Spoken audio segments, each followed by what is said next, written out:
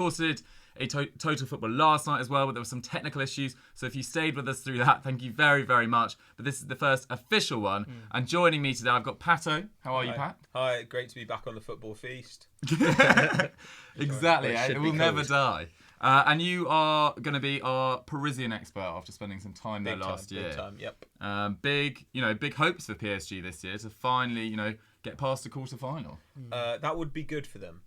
They have really set new standards for bottling the Champions League recently. Indeed. Whereas McCubs, you'll be following Real Madrid tonight. Yes. Didn't have such a good year last year. Obviously, 3 before that. What are your thoughts ahead of tonight's clash? Interesting one. I think Real Madrid can go in fairly confidently, just considering how much of a stronger forward line they have, at least in terms of kind of first choice players. I think it's going to be great. I reckon both sides are going to score at least one each. Yeah. So at least we'll have a goal. We're praying for goals. And Jacko, can you explain what you'll be up to tonight? I'm in Social Corner. I'm going to be taking your questions, so get them in now, either in the comments or on our Twitter @FootballDailyUK or on our YouTube. And also I'm here because Spurs have dropped 2 points here. They were 2-0 up, and they've absolutely Spursed it, haven't they? Yeah, they have. We've been watching the end of the Spurs game, and it's been sort of all them on attack. But Jackson's absolutely delighted. Points dropped to Olympiacos. It's not been a good start, McCubs, for the English teams in this year's Champions League. Not at all. Been very, very bad, in fact. No one's won yet. No. So you'd expect Man City to tonight. But both awful result for Liverpool last night. Worst result for Chelsea, arguably.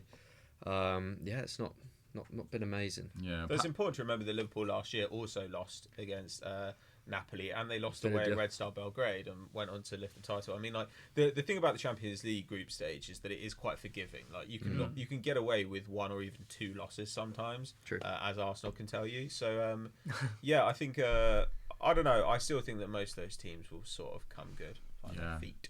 Because Liverpool were minutes away from going out in last year's Champions League group stages. I think that was Spurs as well. No, I'm pretty sure it was Liverpool because they had to win in their last game against Napoli. Shut up, I didn't realise that. And Alisson did like a wonder save. Spurs obviously were minutes away from going out as well. Exactly. They were in big trouble. So the comeback could be on for Chelsea and Liverpool, but we're focusing on 2 sort of juggernauts on the continent tonight in PSG and Real Madrid. And Pat, there's some alarming injury news for Tuchel. Yeah, obviously Mbappe sidelined at the moment. Neymar is suspended. Cavani's out as well. And there were some doubts about Icardi, but he is fit to start today, which will be good news for them, because otherwise that's a front line shorn of pretty much everybody that you'd want in it. I think that, I don't know, it's an interesting kind of matchup for me, because I think Real Madrid actually have a really weak midfield, which I'm sure McCubb is going to come on to soon, whereas PSG have a lot of strength there. Real Madrid have really good fullbacks. PSG have terrible ones. And currently, PSG have got no real forward line, whereas Real Madrid have obviously got a bunch of guys coming back into the side and playing really, really well right now in the form of Karim Benzema anyway. So, I don't know. I think that this is actually a really, really tough one to predict. Because PSG have so many different sorts of systems they can play. They can run out, like a million different attacking midfielders and kind of pass you to death and try through balls to the striker. They can just play destroyers with Verratti, Gay, and Ander Herrera. Obviously, again, some injuries there. I don't know. I never really know what to expect from PSG under Thomas Tuchel, but it should be an interesting one from them. Yeah, and McCubbs, I mean, Real Madrid started quite poorly, but they had a good result. Well, a good result last weekend against Levante, a 3-2 win. What did you sort of make of that? Because they started very well. They did, yeah. They were. I mean, they even then they took about 20 minutes to really threaten them. But once they did, obviously the floodgates opened, scored 3 first half goals. But then, their defensive kind of frailties once again kind of came to the fore. Obviously, game ended 3-2. Probably should have been put to bed way before that. So. Yeah, there's still a lot of question marks over their defensive solidity, and obviously, like Pat was referring to, their midfield has come into question as well. How combative they are these days, and they only had 3 available midfielders, I think it was for the game at the weekend. Oh really? I didn't actually know that. Of whom one was James. Exactly, and because Isco's injured, I think they obviously got rid of Llorente in the summer. They loaned out Ceballos. So some of their squad management has come under question as well. Well, I mean, it is a very Modric, attacking, very attacking lineup tonight. Of course, you have James starting as well. So you've got the kind of prospect of James on the left side of a midfield three behind Eden Hazard, which is mouth-watering actually. But how that midfield works in a defensive sense is going to be very interesting. It'll be fascinating. This will be Eden Hazard's first start. Obviously, he came on against Levante, and it was when Real Madrid was sort of under quite a lot of pressure and didn't have too much to do. So it'll be interesting. He'll be wanting to shine from the start against PSG. But Jacko, why don't we kick off with a question? What have you got one there? Great question. It's been sent in from Man United. Okay. I don't know if he's a fan of He-Man or just loves Man United. We haven't decided yet. He or she wants to know which English team do we believe will go the furthest in this year's UEFA Champions League or the UCL. I mean, you say it I say it every year, but you really got to really think it's going to be Man City this year. I mean, obviously 2 years ago they had that disastrous 30-minute opening patch at Anfield. They pretty much out the tie then. And then last year, I thought they were it was just a fantastic two-legged tie against Spurs, particularly that second leg. And they, lost out to a VAR decision in the final minutes that would have sent them through. And Llorente also scored a handball that probably wouldn't have counted in the new laws that have come into force. So they can feel slightly hard done by, but I would have to say it's going to be Man City. But then we saw at the weekend that with the injuries they've got at the moment to Stones, to Laporte, to Sane, their squad is, one or two injuries away from really being in a pretty sticky situation. And Otamendi and Stones did not look assured at all at the back against Norwich. So we'll see. But yeah, for me, I'm going City. What about you, McCubs? I think, I mean, you'd like to say City just because you just feel like every year they're going to get to that semi or get to that final, but in truth, I think City and Liverpool, if they don't face each other before, will both get to the semis. I think they're the two most likely teams to get that far. I think it's probably going to be them two, and then maybe a team like PSG, maybe Barcelona or Real, maybe Juventus. But maybe a couple of maybes. Quite a few maybes. But no, I think they're probably the two favourites for this tournament. Yeah, Pat, would you agree with that? Any outside bets outside of Man City or Liverpool?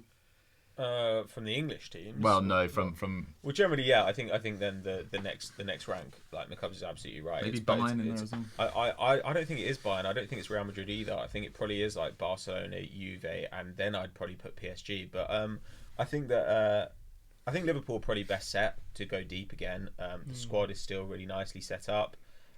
They look pretty much the same as they did last season after some early jitters before the Arsenal game. Actually, they weren't very good, and then they've come back into form a little bit. But Man City, I think the problems run deeper than their injury issues. I think the transition from Fernandinho to Rodri is actually causing problems for them, because this Norwich result was actually pretty close by expected goals. Like they were actually slightly ahead, but I think this result was absolutely coming, because if you watch the Bournemouth game, they were just giving up big chances, and we never, and even at the beginning against West Ham, like they had a ropey 20 minutes. So we're seeing them give up big chances in a way that we've never really seen under Guardiola. And I think that part of that is just that Rodri currently is not covering the midfield in the same way that Fernandinho has been in the past. So I think we all agree that Guardiola will figure it out at some point, but how long it takes to figure it out, or whether he can figure it out well enough to, say, win the league, but not necessarily to get past, say, a Barcelona or a Liverpool in the Champions League, that's still in question. So I think Liverpool overall should be aiming to do it again. And Jacko, someone's Arsenal? asking me for a wave, mate, so I was giving him a wave. So there you go. Arsenal back in the Europa League tomorrow. Can you go one better this year? What, and win the Champions League? And win the Europa? I think we could. I think it depends who drops down from the Champions League. Yeah. But I think we are arguably the best team in the Europa League. You're probably going to say United. I firmly do believe that. I think once we get Bellerin and Chiellini back, and we've actually bedded them in, and we've got a team that kind of has played together week in, week out. But again, if one of these big teams, let's say for example, if Spurs drop in, not too worried about that. But say one of the other bigger teams kind of drop in from Europe, then we could be in trouble. But if not, if it's, I think at the moment we're probably the best team in the Europa League. Fair. And have you recovered from Sunday yet? I know we were in the pub together and you were pretty distraught. I was very frustrated. I think would be my assessment. Yeah, because the thing is, we actually played quite well first half, and the thing that really frustrated me was, it's not like Watford come out the trap second half and looked like we literally gave them the goal, and it gave them all the impetus in the world. They're playing at home, and we just sat back and gave them the ball. And it's just it's such a, I don't even think naive is the word, just lackluster in that second half. But we go again. I believe we've got Villa this weekend. That should be an easy 3 points. Well, don't start jinxing nothing. Don't do that. You know what I mean? Well, and Man City fans would have said the same thing before facing Norwich with about 10 men out. So yeah, you can't really tell anything in this league anymore. Sorry, Macubs, I was going to say, who are Arsenal playing in the Europa tomorrow? We are playing Frankfurt away. So probably your toughest fixture of the whole group. Yeah, I'm not. I'll be honest. If we can't get out of that group, then they should all be sacked. To be honest with you, with all due respect. A mass exodus. Yeah. Yeah. Fair enough. Macubs, we are seeing on screen. Yeah. Well, we were Zinedine Zidane going through the tunnel at the Parc des Princes. He comes in for a sort of fair amount of, well, not really, well, I think fair enough criticism, really, is what I'm trying to say. And the people still doubt his managerial ability. Where do you think he stands in the current sort of managers of world football?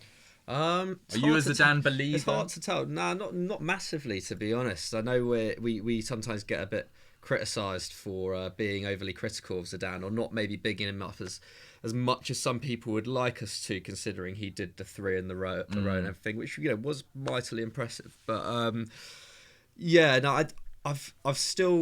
think this second spell at Madrid will really show what he's made of. I think it's already been a lot more difficult for him than it was the last time. Obviously, the last time he kind of came in off the back as a kind of hero's return almost, although he was obviously manager of the B team before. But obviously after Rafa Benitez getting sacked and everything just kind of clicked for him in those few months, almost in a similar way to that it did for Di Matteo at Chelsea. Squad as well. Excellent squad, and a squad that was more in their prime, and a squad that were players that were very instantly willing to get behind him, and there was just he just kind of rode on that wave for so long, and obviously now he's still got a lot of those players. A lot of those players are past their best now.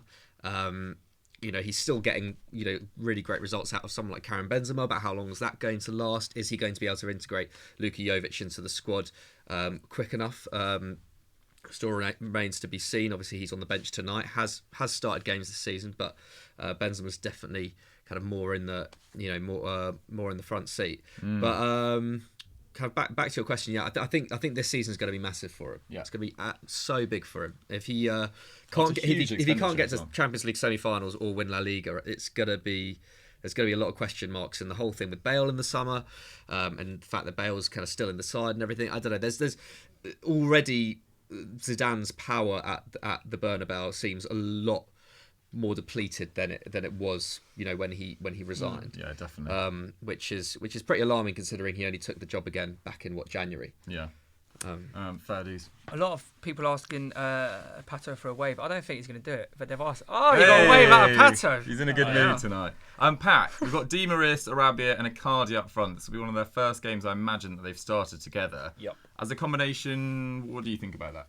A lot of creativity there. Di Maria's had a really good start to the season. Got a couple of goals and assists so far. Sarabia yet to get one of either, but he's got about 2 combined expected goals and assists. So you'd expect at some point that one of those is going to get converted. At the same time, Sarabia's still finding his feet. We haven't really seen the form from him that obviously he was putting in at Sevilla last season, but generally speaking, there's a load of creativity from this squad because the midfield is very muscular. Having Gay and Marquinhos, and obviously Verratti's defensive work rate, means that those guys should have a lot of freedom to stay quite high up the pitch. And Verratti, you imagine, will be able to get forward and help them.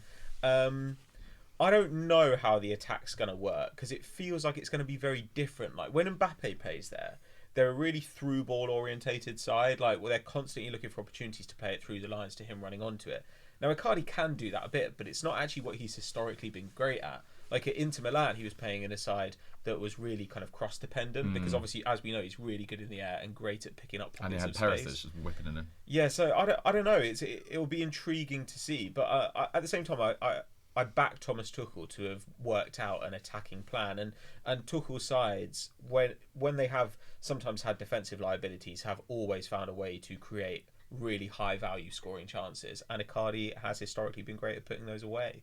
So I'm not sure how it'll work is the answer. Well, I mean, either way, I think it's probably worth it. It's only a loan for, I think next year, I think there's a 60 million option to buy. It's not an obligation. I think it's a really good move. And with Neymar and Cavani's injuries, we've already seen them, rack up this year in the front line. I think it's pretty much a win-win for them as long as it doesn't disrupt the squad too much. Both these kits are sick. Yeah, they're very smart indeed. I particularly like the PSG one.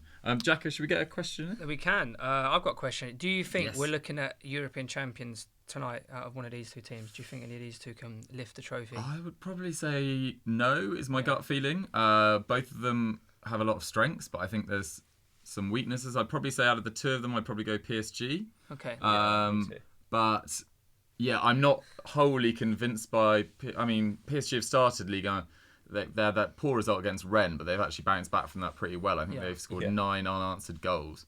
They obviously scraped to a win against Strasbourg at the weekend thanks to a Neymar overhead kick in the last minute. But Neymar coming back into the fold.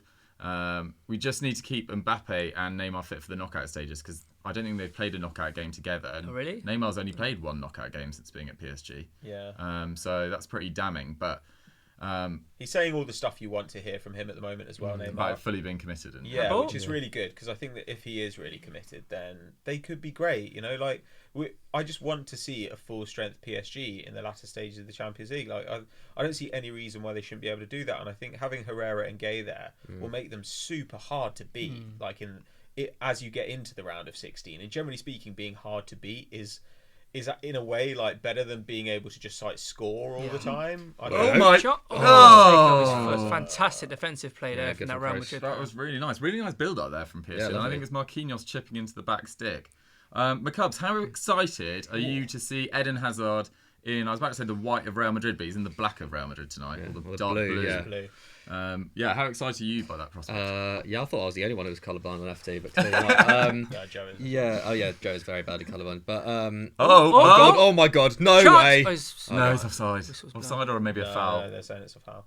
Oh my goodness! Yeah, there was an early chance. Furious. There was a foul, and Icardi was nearly through trying to round the keeper. Oh right, That's a great tackle. Where is the foul there? Did he get any of the ball? They didn't get any of the ball. Yeah, he did. Oh. Potential handball as well. Fair. That's a handball by new rules, no? Wow, it's gone. It's gone. I don't think they've changed it. My goodness, we've got action. Oh my goodness, there's a lot going on. There's opening 2 minutes. Very stop-start as well. There's a lot being disallowed. Yeah, a lot being disallowed. I'm sorry, you were talking about Eden Hazard. I don't think I'd really started, but I'm really excited. Really excited to see how he works in this Real Madrid team. Obviously, this particular lineup tonight, very, very attacking. You've got a very versatile forward in Benzema in the middle. He'll be able to make space for Hazard. I don't know. It'll be interesting to see him in a side where he's not having to do all the work. I feel like he kind of relishes that responsibility, but equally having the quality around him as well, I'm sure will be quite refreshing. I don't know. It's a difficult one because clearly he's still not totally up to speed. No. He only came on at about 60 minutes on the weekend. That was his first involvement of the season. So supposedly came back a bit overweight. Yeah, I mean he looked quite overweight over the summer, didn't he? I think we talked about that before. A couple of tacos, yeah. But I don't know. He looks all right tonight. No, he does. He looks very sharp to begin with. It's been entertaining at the start of the game. In terms of world football, where do you rank Eden Hazard once he's fully fit? Comfortably in the top 10. Oh, here we go. We've momentarily switched over to the start of a game that's already finished. But we'll come back to Real Madrid in just a second. But Eden Hazard, world football, when fully fit, I think he's probably in the top 7 or 8 at wingers. Top 7 or 8 wingers. Attacking players, I should clarify. Surely 7 or 8 in the world, full stop, right?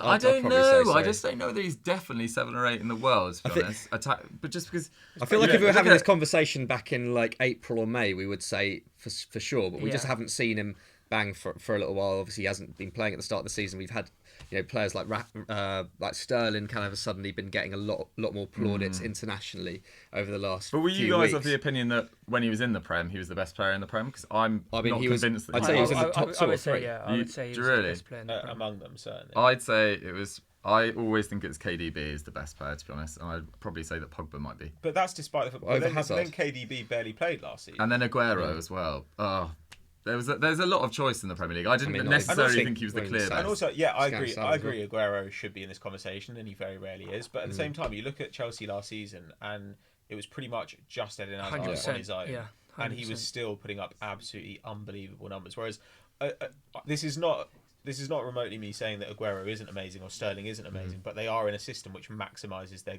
good qualities. You know, like that's why I think it's really impressive that somebody like, say, I don't know, Aubameyang or even at a lower level like Ashley Barnes had such a good goal scoring season last year because they're in sides that just were not at the level that Man City's are. Yeah. You know, where pretty much everybody who comes in the team gets a bunch of goal involvements. Yeah. But yeah, to answer the question, I think he's in the discussion for best players in the world when fully fit. It's big of you, Diggs. But yeah, I'm not overwhelmingly thinking he's top 3 or 5 necessarily. But he's definitely in the discussion. Everyone's asking McCubbin for a wave, mate. Come on. Really? Come on, I'll give mate. you a thumbs up and a wave. Hey! 2 for the price of 1. That's what you get here on Total Football. So Jack Colson has said Sterling, Hazard, Neymar is top 3, which seems. Are we just saying that like Sterling, Messi Hazard, and Neymar? Yeah. Are we Are we just forgetting saying one of the Messi and best Ronaldo ever just forgive it? existed? Yeah. You're actually forgetting the 2 best players in the world there, Yeah. That's mental. and I don't mean Messi and Ronaldo. No. Adam Temperman said, "Where's Temps?" It's a bit big-headed of him, isn't it? Like, Yeah. We don't need him. He's Been replaced by a better. Who is better he social actually? person. Who is that guy? Yeah. Redundant. Yeah. And Oh. Yeah, that did you? That's one of those ones where you think, here comes like a red card. Or you get something. quite worried when Casemiro's charging in with his foot quite high. If you grew up watching Flamini, then you see stuff like that, and you're like, here comes a red. That's good I from say Bernat. grew up. I was like 16. McCubs, what have you made of the early stages of Real Madrid? They haven't probably been quite as threatening as PSG. What the hell was Not that? at all. Not at all. Who was that? Kimpembe Seems to be more on did the sort of counter as overhead well. kick. Pretty sick. Yeah, for sure. Haven't seen an awful lot. I think PSG have just been pretty sound defensively, to be honest. Yeah. Hazard's, They had that Hazard's brief tried worry making- when James went through, but it was pulled back for offside or a... Yeah, there's Yeah, I think nothing. it was off. There's God. nothing to suggest that Real Madrid are going to be the first scorers here. No. But I don't know. Yes, it's been. I was kind of getting excited in the first couple of minutes, but it seems a bit more cagey. You know? Oh, well, I'm sure the action will be back in no time. Jacko, should we have another question? You can, mate. For you, anything. Thank you. Right, so, Temperman question never says that. from at Luke McCarter. Okay. Yeah. McCarter. He or she, I assume it's a he, Luke, Mm-hmm. but is Ansu Fati the next big thing? Ooh, I think we are maybe... I've been really impressed by what I've seen of him so far, but you know what's he made 3 appearances, and he looks excellent at the weekend against lovely ball. Valencia, and it's no mean feat to look Chance. good. Bale. Yeah, not a great cross. Yeah, McCubs, talk us through what went down there. Bale got released down the right, ball into the box, but very easily gathered by Keylor Navas His there. ex-teammate, of course. Yeah, forget that Keylor Navas. Yeah, is Yeah, they all around good, swapped some obviously. keepers this summer, these 2 teams. But Ansu Fati, I mean, it's really impressive to shine at Barcelona age 16. And that's what he did on the weekend against Valencia. I think it was a goal and assist in the first 7 minutes. Still very early days for him. He also wouldn't have got these opportunities if Suarez, Messi, Dembele had been fit at the start of the year. But it's a really nice sort of weapon in Valverde's Arsenal. And, you know, Carlos Perez, I should say, played very well at the start of this year as well. Griezmann's held that attack together. And for them to be in sort of touching distance of the leaders, having had the injuries that they've had in their forward line, I think's quite impressive. But they didn't look so good against Dortmund last night. Pat, did you catch any of those? Barcelona got absolutely hammered against Dortmund. Yeah, they last night. really They were did. Extremely lucky to escape with anything whatsoever. I thought they were dreadful all game long. And missed a penalty. They missed a penalty, sorry. They were really, really bad, and Dortmund will be kicking themselves if they didn't get a result out of that game. Yeah, for I sure. mean, Barcelona this season have genuinely been pretty poor. Like, I haven't been remotely impressed by them. Really? Which I think is understandable in a way, given that Messi's absent, but you'd still expect the midfield to work, and yet it hasn't really. De Jong did look better against Valencia, I have to say, though. Yeah, but it's they shouldn't just be relying on like a 32-year-old Leo Messi to come in and fix everything. Like I think Griezmann's been okay, not particularly great. Fati, the good thing about Fati is that he's done well whilst playing in a team which is like not really like clicking. Like it's not like, you know, when Teo or Isaac Cuenca would like come into the Barcelona team back in the day when they could just do whatever they wanted and they'd get a bunch of goal involvements. On the other hand, he's 16. Like he scored a couple of goals. Like that does happen, and players do it and then disappear. I think Barcelona's plan this season is literally, let's hope Messi turns us from a fairly middling side into the best team in the world, which is not the worst plan, but it can't be your plan forever. Yeah, I think it is exciting on Ansu Fati. If you're doing this, if you're contributing at 16, imagine what it would be like when he's 19. Although I was about to say when he's fully developed, he already looks like a proper athlete as well. Yeah, I actually thought Barcelona looked less threatening when Messi came on for him last night. Yeah, he just looked not fit, right? Yeah, for sure. But they just lost. I don't know. I guess he offers something that the Barcelona attack doesn't have a huge amount of, which is pace at the moment. So I don't know. Even for that fact, you can see why he's been a useful tool to kind of plug this gap in the early stages of the season. It was a beautiful crossfield pass. I think was it from Bale or was it from James? It was James. Was it James? Really, really nice. It's a shout for you. In 3 years' time, Guendouzi will be at the heart of Barcelona's midfield. Oh, that's a hot take. Wow. I think Not a bad shout though. He'll be at the heart of one of the best teams in the world. Do you guys generally think so he's that good? He's so good. He's definitely that good. Like he's 20 years old and he already looks excellent. Like he's got 3 years before he's even approaching his prime. Like you think about a player like Harry Winks, how Harry Winks is kind of like bigged up, and Harry Winks is 4 years older than Guendouzi. You know, like or even players like Ndombele are like 3 years older than Guendouzi. So there's so much time for him to develop, and he's already good enough to contribute on a team competing for a Champions League spot. I think if you put him in another side with a better coach, I think he'd be great. And there were rumours that PSG were sniffing around him back in January, so I wouldn't be surprised if PSG are interested in him. Interesting. I did think some of the coverage of the North London derby in Guendouzi's, in the sense of Guendouzi, was a little exaggerated. Shut up. In that he gave away the ball down by the corner flag, which then led to the pressure, which led to Xhaka giving away the penalty. I'm not really calling. But that's Granit Xhaka. But that is Granit Xhaka. Right. But then he was. But you do expect him to make mistakes. Oh, I'm not saying he's wouldn't faultless. I just remotely thought. say he was like I know I didn't include him in my perfect, team of the week afterwards, and maybe I'm being a bit sensitive, but I got absolutely slammed for it, and I just didn't think it was the dog's bollocks performance that everyone else thought it was. Yeah, I still think he's our third best midfielder after Torreira, when Torreira actually plays DM, and Ceballos. But like to be a really good he's clearly an above average Premier League midfielder. Yeah. At 20. At 20, that's the key, isn't it? Yeah, exactly. And that to me suggests that he is going to be very, very good. So we'll see, and you know, people can stall and they can get injuries and stuff, but he's got everything you'd want to see from a player at his age. We might as well, seeing as we're talking about Guendouzi, Jacko, briefly touch on Emery. Are you an Emery out? Or I'm not Emery wait and out, see on Emery? Or you're not enjoying it? What's the verdict? I'm very frustrated with Emery. I know George behind the camera is extremely frustrated with Unai Emery, but it's just the thing is, they're the same mistakes. It feels a bit like Wenger again. Like, and I will always respect Arsene Wenger. I don't have that same loyalty to Unai Emery. It's just. I think there was a quote that Aubameyang said where, like, I think it was something along the lines of, "We just seem to be giving goals away," and it's like he can't do much more than what he's doing. He scored 2 goals the other day. He scored another one the other. You know, like if we can't keep out. Oh, it's a goal! It's a goal. Great. Blimey, there we go. That's his former club as well. Big celebration.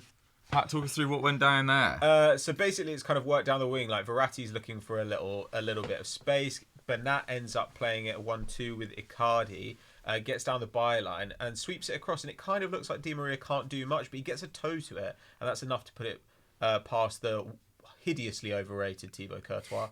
And near post again. 1-0. There we go. That's a nice touch from Icardi, isn't it? Nice pass, just snuck it in at the near post. That's a great finish. Thibaut Courtois, I mean, did he hit this really hard, or did Oh, He's just poked it. But He's yeah, poked he it. probably could say that, And couldn't he? Thibaut's not very good. I think so- potentially in Courtois' defence, maybe a slightly awkward height, but he'd want to save that 9 times out of 10. I think that's got to go down as a bit of a goalkeeping error, to be totally honest. But we've got our first goal of the night. Very exciting. PSG won. Angel Di Maria, as Pat said, against his former club, who he left. Final game for Real Madrid, actually the Champions League final in 2014. Man of the match. But yeah, has played against him a few times since. I think Real Madrid knocked PSG out in 2018 in the last 16. I remember watching that game and just thinking, another masterclass. I just remember thinking that Real Madrid were just streets ahead of them there. Didn't PSG take the lead in that first leg or something? Yeah, they did. I think it was 5-2 in the end. Yeah, it was pretty embarrassing. And it was just like a real get back in your place, PSG. It's like they were happy to go out. They just sort of let it happen. Like they didn't really try. It was so weird. Like they just were like, yeah, of course we're going to lose to Real Madrid. So here we go. But they'll be hoping for a bit of vengeance tonight. And missing a lot of key players as well. This is a very good start for them considering. Yeah. And nice involvement in that from Icardi as well. Good to see. We're off in this game. Hugely exciting. They have looked the better team so far. Yeah, they've clearly been the better team. Yeah, I mean, apart from that Bale thing, when have we actually seen Real Madrid have the ball in the PSG third? Yeah, they've not been really any entries into the box. James Rodriguez hasn't really kind of taken the game. Yeah, we've barely seen Hazard, which is not a good sign. No. I do have a question. Go on. You want to have it? It's been sent in from. Here we go. Maybe another chance. Go on, Hazard. Go on, Hazard. Oh, it's just wide. So the ball came into Benzema, he laid it off to Hazard, and then just shot just wide. Shot just wide. I mean, decent effort. Benzema is so good at that. That little poke round the corner. He loves that.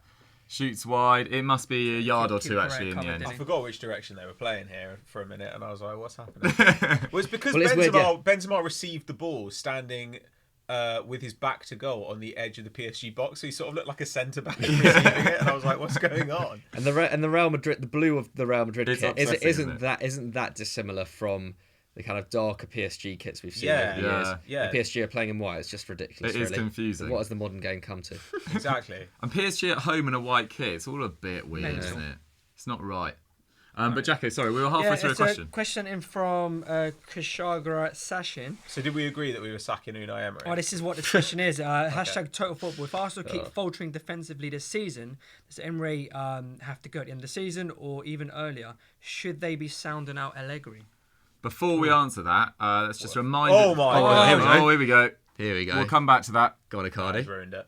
Oh, he's too slow there, Icardi. Oh, my God. What the hell is happening? Is that Idrissa Gueye? Idrissa Gueye has been getting involved in the attack quite a lot. Yeah, leave him alone. Oh, Marquinhos is sitting. We'll continue on with that in a second, but just a quick reminder to subscribe to Eurofootball Daily if you haven't already. Welcome aboard if you're joining us for the first time. We do live streams like this all the time for all the biggest games in Europe. All the time. I said all the time about 4 times there. So yeah, please subscribe to the channel. And let's get back to Unai Emery. So Jacko, what was your verdict? It was basically, should we get rid of him or should we keep a bit more faith? And if we are going to get rid of him, I was about to swear, should we be looking at Allegri as a replacement? I think the time to get rid of him is at the end of the year, to be honest. I don't really see Allegri. I can't imagine why he'd want to take over at Arsenal right now. To be totally honest, because when Arsenal, because I think there'll be a bigger job opportunity for him by the end of the year. I'm sure than Arsenal. I'm afraid that's negative. I think that's probably the case. He's probably in line for if anyone falters, if Zidane falters, if Valverde gets fired, Allegri's going to be in the mixer. Yeah, but he could be a part of Edu's vision, mate. It could be that Edu vision. I mean, Pat, you've probably got more of a stronger opinion than me. Do you want to see Emery last the season? No, I do not. I don't think he's good at managing. Would you get rid of him now? Probably, depending on who's available. Like, I think the thing is, it hasn't been a start to the season where it's just like bad results. It's not bad luck. Like, we have ways of checking those things, and Arsenal have been genuinely dreadful. And the guy, somebody said in their comment, if Arsenal continue to falter defensively, did he say? Yeah. But the thing is, it's not just that. Like, under Wenger, except in Wenger's last season, even when we were horrific defensively, the attack was always good. the attack was always good. Yeah, always. Like even when we dropped out of the Champions League, there was that season where we had, it was the last half season we had of Alexis. When Alexis, Ozil, Ramsey, and Lacazette were on the field together, we were genuinely electric. We beat Everton like 5-2 away, and we were truly like sensational in attack. We're just not that anymore. Like we're not even good in attack. Like we've been outshot by every side we've played this season. Oh, wow, Great ball. McCubbs, quickly talk us through that. Well, I can't remember who got it on the edge, but I think it might have been Casemiro picked up in the middle of the park. Great ball to Benzema, who then laid it off for James, and James absolutely made a dog's dinner of an effort from outside the box. So, what was initially quite an exciting move turned out to be rather disappointing. Because the pass was sensational. Yeah, it was from so James, good. wasn't it? It was like a bend. Was it from like Ham- which left so foot? it was a give and go. go. Yeah, he loved it. Anyway, sorry, Pat. So Basically, it's just that Arsenal, he's had Arsenal for a year, and I still can't even see what he's trying to do. Yeah. It's not like we're not managing it. It's like I don't know what the team is meant to look like, and I don't know. It's just been really ropey. Like we're conceding. We're not just conceding like more shots than we take. We're conceding tons and tons of shots. We shouldn't be conceding 18 shots to Burnley at home. Burnley had the fewest shots of any Premier League side last season, and it's just embarrassing. And I don't really see. Look, can it be improved? Looks a bit handsy. Can it be improved with personnel like Tierney and Bellerin coming back? Of course it could. That can absolutely help. Could it be improved by playing Torreira at DM? Yes, but Emery doesn't seem to think that's where he plays. He's playing Ceballos as a 10. He's playing Torreira as a box-to-box midfielder. So I just think even if all our players were fit, would we have a good 11 out? Because I'm not sure I trust Emery. And so then my feeling is, okay, if we were to sack him now, who is around? Yeah. And Marcelino is available. Do I think Marcelino should long-term be Arsenal manager? Absolutely not. Do I think that he'd take the job till the end of the season? Yes. Yes, I do. just to the end of the year. Managers do that all the time. Like, we saw good managers go and do it at Chelsea, just take over and hold it for a season. Like, I don't see what the issue is with just seeing if we could do that. And maybe we are doing that. Oh. But, I don't know. That's kind of my feeling. Like, Roger Schmidt. Why has he done Oh, that? hello. Like, This is a nice little spell of possession from PSG. Ended with a Meunier cross, and then Courtois got to it. But they're putting Real Madrid under the cosh here, McCubbs. Yes, although it has been quite messy, hasn't it? I feel like the Been a little scrappy. Yeah, it has been quite. Nothing's. All these attacks are kind of fizzing out a little bit, or at least balls seem to be kind of just kind of bouncing around a lot. That's terrible analysis, but yeah, I know what you mean though. But yeah, I don't know. I think Real Madrid might get back into this before half time. They do look a lot better in the last 5 minutes at least on the ball than they did before. No, definitely, it'll be a massive result for PSG considering their absentees. A massive result for PSG considering their absentees tonight if the result stays like this. Do you feel like Real Madrid have that same fear factor they have without Ronaldo? It's weird. It's like you look at it, they've got like a Hazard, but it's not a fully fit Hazard. Yeah. In the Champions League, definitely not. I think there was that kind of, I don't know, not curse, but I think there was that feeling, especially in the knockout stages. Yeah. Whoever played them, they almost expected Ronaldo just to pull something from nothing, which he did so many times. And they got a fair bit of luck along the way as well. I remember particularly a game against Juventus. Juventus, Bayern Munich. There were so many games. There were so many games that went like that, but. Ronaldo was always the man who was at the centre, wasn't he? He was always the man who kind of... And they just knew how to win as well. They were really effective. I don't mean to just put it all down to luck. I just thought at times... I don't think they were necessarily the best team in the world for those 3 years. Like, their La Liga sort of form shows that. And I think it's way harder to win a league than it is the Champions League in many ways because it's over so many more games. And I think also it's like, Real Madrid have clearly gotten a bit worse, or at least, they definitely don't look as solid defensively as they did 2-3 years ago. Attacking wise, I don't know how the Ronaldo leaving definitely had a big effect last season. I think they should render it this term, but I think it's also just that other teams in Europe have got better, especially the English teams who 3 years ago didn't really have a standing in Europe at all. Like, you forget that in 2017, Leicester were the only team that got to the quarterfinals. So I don't know. I think other teams in Europe got better. I can't remember. Sorry. They lost to Atleti, only just lost to They Atleti. beat Sevilla. Sevilla. So yeah, they were playing 9 men behind the ball and Mahrez and Vardy. That was quite fun. Yeah, no, I mean they could have genuinely just stole that tie as well. Yeah. But yeah, so you've got kind of Cities and Liverpools, and even elsewhere in Europe, obviously like Ajax last season were fantastic, and Lyon as well were very, very impressive last season despite not making it through the group. So I don't know. I just think there's just been a bit of a power shift in general.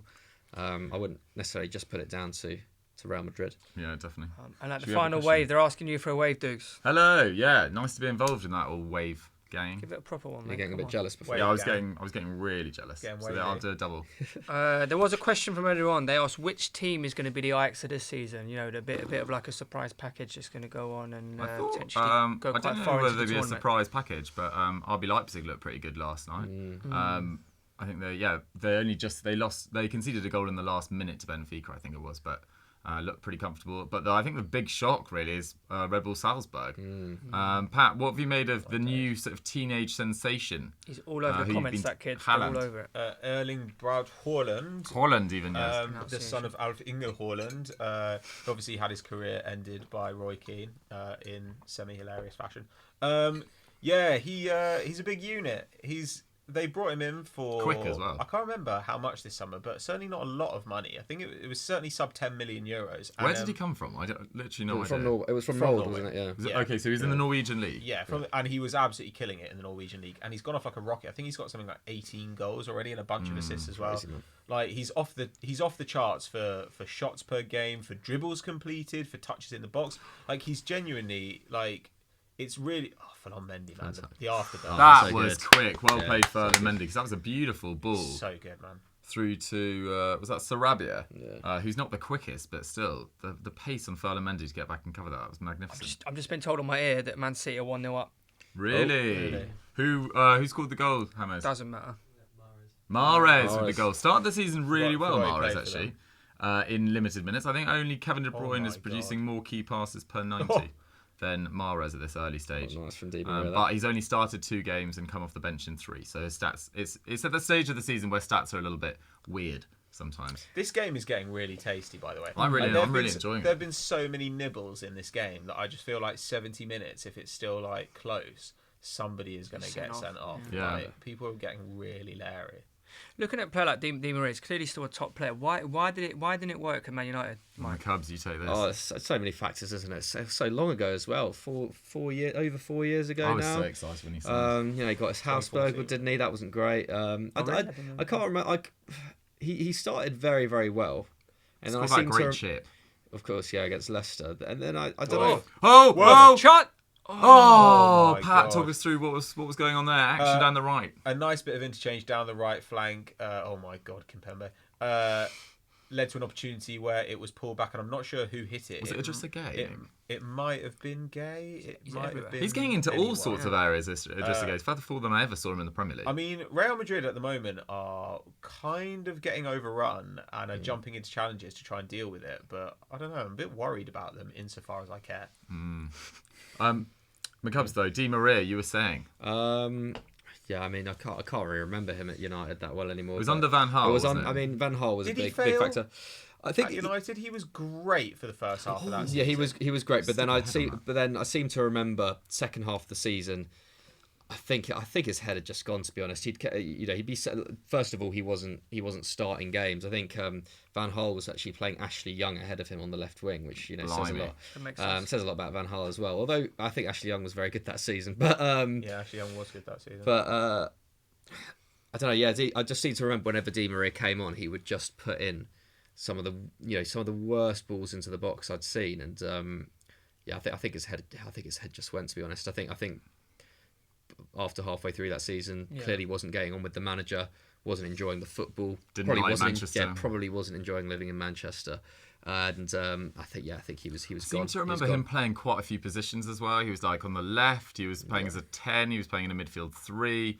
And when you're a new player adapting to a new league in a pretty defensive system, and you're being asked to play a variety of positions, I've got a bit of sympathy for him. Plus, he's like the antithesis of a Van Gaal player. Like Di Maria was amazing the season before that when Real Madrid won La Decima, because he was like agent of chaos. Like whenever Real Madrid couldn't make a breakthrough, his pace you forget how fast he was and what a good dribbler he was. And he would just blow holes in defences, just like burst through, because his passing was great. He could score goals. He was really quick. He was a good dribbler. And when he was at Man United, Van Gaal was playing such a rigid system where it's like, that is your zone. And if you vacate that zone, I don't care if you score an unbelievable goal, you're going to get dropped.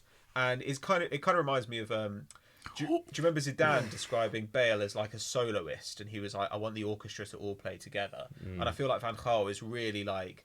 He's probably the high priest of that particular religion, where it's like, no, you do what you're told to do. Yeah, and I don't care what you do if it's not in my system. Yeah, there's no room for freedom of expression, is there, really? Yeah, and that's what Di Maria was. But I remember, like, that goal he scored against Leicester was like genuine. It's one of my favourite goals of the last few years, and he was capable of something out of nothing, and he was probably the last player you had who was capable of that. I mean, Pogba is, but he doesn't really get the opportunity. Lovely dribble there from Bernat. Got taken out in the middle of the park. Play, yeah. But we are approaching 30 minutes and we are the score is 1-0 to PSG. We're very much not involved in the actual game, but we are enjoying it nonetheless. And if you are, make sure you subscribe to EuroFootball Daily. Please do. We do live streams like this all the time, including in a couple of weeks. I think we're doing Barcelona Inter Milan or maybe Spurs Bayern Munich, but I don't think many people will want to watch that one. At least not Jacko. You won't be on that one. I thought that was a great finish. Actually, It was a great finish. It was really good finish. Maybe I was a bit harsh on Courtois. I just felt like he could have done better. I think it is bad from Courtois, but it's still a great finish. Yeah, I was quite surprised they let Keylor Navas go this summer. To be totally honest. Yeah, Keylor Navas is a really underrated keeper. Speaking of underrated, like Thiago Silva, I think is low key like one of the greatest centre backs of the last like 30 years, and no one really talks about it because he spent a lot of that time in France, but He's great at at AC everything. Milan, yeah. He's actually good at everything. Like he's such a good player. I saw that they were. He's going to get his contract expires at the end of this year. I think he's going to leave on a free, and then Marco Verratti is apparently going to become PSG captain. Oh, interesting. So is he going to go off to? He's been there. I think he might go back to Brazil. To really? How old is he? He's really old. He's like 36 or something. He's really old. He's Like really old. 35. I don't think he's quite that old. No. I think he's 33, 34. Can you let us know in the comments how old Thiago Let me Silva is? have a little Google. Younger than that. All right. Okay, let's have a Google. My bet is that he's 33. I think he's like 36. I think he's really old. 31. No, But anyway, Verratti signing a new contract as well. Rich reward for a player that's been sort of linked with every major club in Europe over the last 5-6 years. And again, has just been unreal the entire time. Yeah, and I particularly like in terms of his like ball retention, he's consistently averaged over 90% of his passes. He's constantly around like 4 tackles and interceptions. He completes a couple of dribbles a game. He can do a bit of everything. Silva is 34 years of age. 34. Did not know that, man. So younger than I thought, but older than lots of the others thought. Older than I thought. Right, so McCubs, what have we got? We've got Bale. Bale over. He's going to score. Let's face it. Oi! Oh, it wasn't far though. Not far at all. Good technique on that. Messi Just over the bar. Almost. To be honest, I could have just waited for the comments for them to tell me he's 34. I didn't need to Google it. I thought he was going under the wall. But apparently he's 35 this week. Okay. Thanks, guys. Thanks for your help. Just accept it. Jacko, what are the good people saying? Someone asked how Pat's cat's doing. Oh, tip top. Yeah, he's good. He's good. He's 2 and a bit years old now. He's a happy boy. Knuckling down for the winter. Yeah, well, he's been molting a little bit in the summer. He doesn't molt an awful lot, but he's looking slim. He's actually a very good boy. Yeah, he's really happy. I'll put a picture up online so you can see him. That was sent in from Daniel Krausen. Thank you. Cheers, I appreciate you asking. Sushi is very well. Oh. So Dylan Jones is asking, do you think any basically what will the next step be for that young Norwegian player? There's no way I would pronounce it. I keep on saying it wrong. Erling Haaland. Probably Leipzig. Probably Leipzig because What a goal! Is that What a finish! Oh my days. 2 goals. Di Maria at the double. That was about 25 yards out. goal, Really nice left-footed strike into the bottom left-hand corner. Courtois, no chance. This is like when they beat Barca 4-0, right? Like Di Maria was absolutely on one. Oh, I can't believe this. What a start to the Champions League from PSG. They richly deserved I was about to say, lead here. Yeah, Pat, talk us through the goal here. Okay, so it's just a throw and like a really nice bit of interplay, especially from Gay, actually, really good. And it just comes out to Di Maria on the edge of the box. and he's got probably about 5 yards around him in every direction and just puts it. I mean, it takes a great strike still to beat Courtois, but this is a fantastic finish. It really is. Courtois, I'm not necessarily his biggest fan. He's a big guy as well. Full stretch, couldn't get anywhere near it. What a goal! Mbappe's loving it. He's loving it in his turtleneck, isn't he? Stay with him. 2-0 to PSG. What a game we have on our hands here. And if you have just joined us, remember to subscribe to EuroFootball Daily because Di Maria is on for a hat-trick and we are nearly 34 minutes into this game. Woo! Well, it must be kind of poignant for him, right? Because he's looking at James Rodriguez, who's just come back into the side, having been like pretty much persona non grata in Madrid for a long time. Obviously went off to Bayern last year. And Di Maria was sold specifically so they could bring in James Rodriguez after having been, what I think, their best player of the season in a year that they won. Belcher! Oh my God! There you go! That is magnificent! Oh my God, McCubs, talk us through what we've just seen. Is that real? Did that... That happened. Ridiculous. Oh, we're looking at was VAR. it? VAR. No, is it given? Don't chalk that off. What's For the good of the game, don't chalk that off. That was a beauty. What was there, a potential handball in there maybe? I'm not really sure. It did look like there was a bit of a I thought it was just breezing over and then just had this lovely bit of dip in there. No, what's going on? Why is there no celebration? I think VAR. they might have disallowed this. No. Come on, Baldy, don't do it. So basically, like the ball goes up, it pings around Baldy. a bit, and Bale just juggles it and then lobs it over Keylor Navas, who looks like he's coming out just to sort of see what's going on. Right-footed lob over him. And Bale Everyone just seemed to stop. Bale started the season in good form, McCubs. Very good. Very good form. 2 goals. And He's an bent his assist. head, so if he's pulled his back for dangerous play, maybe. That's hit what his it arm. is. That's what Maybe. it is. Okay, doesn't deserve it. It's cheating. That will be disallowed because you're not Surely allowed that's to. gonna can't be do that. disallowed. Even accidentally, you can't be involved in your Yeah. hand. That's a shame. Can't touch your hand. You know what I mean. Gold shirt, that's going to be disallowed. That is surely gonna be disallowed, yeah. gutting. I think, but I think Bale knew. Like, because Bale did a little celebration, but people running over to him going berserk, and he was kind of like... I think it was Marquinhos Wait, or it's- maybe Kimpembe. It's not next to him, volleyball, like- lads. But to go back to... Speaking of handball, go back to Scandinavia, Erling Braut Haaland.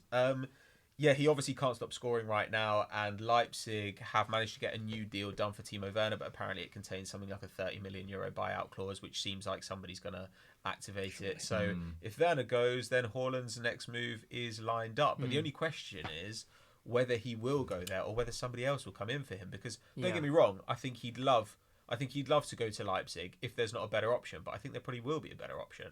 Handball. It is. We've just Handball, seen free confirmation it'll be a free kick to PSG. Right decision, but kind of gutted because I love that finish. Another That's cheating fantastic, Spurs player. Oh, with his right foot as well. Yeah, it's actually brilliant. really difficult to With his right to hand time too. that properly, considering it hit Well, his. it's hit easier. his It's hand easier when on the it way cushions down. off your hand there. But set as in, himself he up wouldn't lovely with have his been wrist. expecting when he turned his body that it was going to come off his hand. So he's adjusted quite well to that.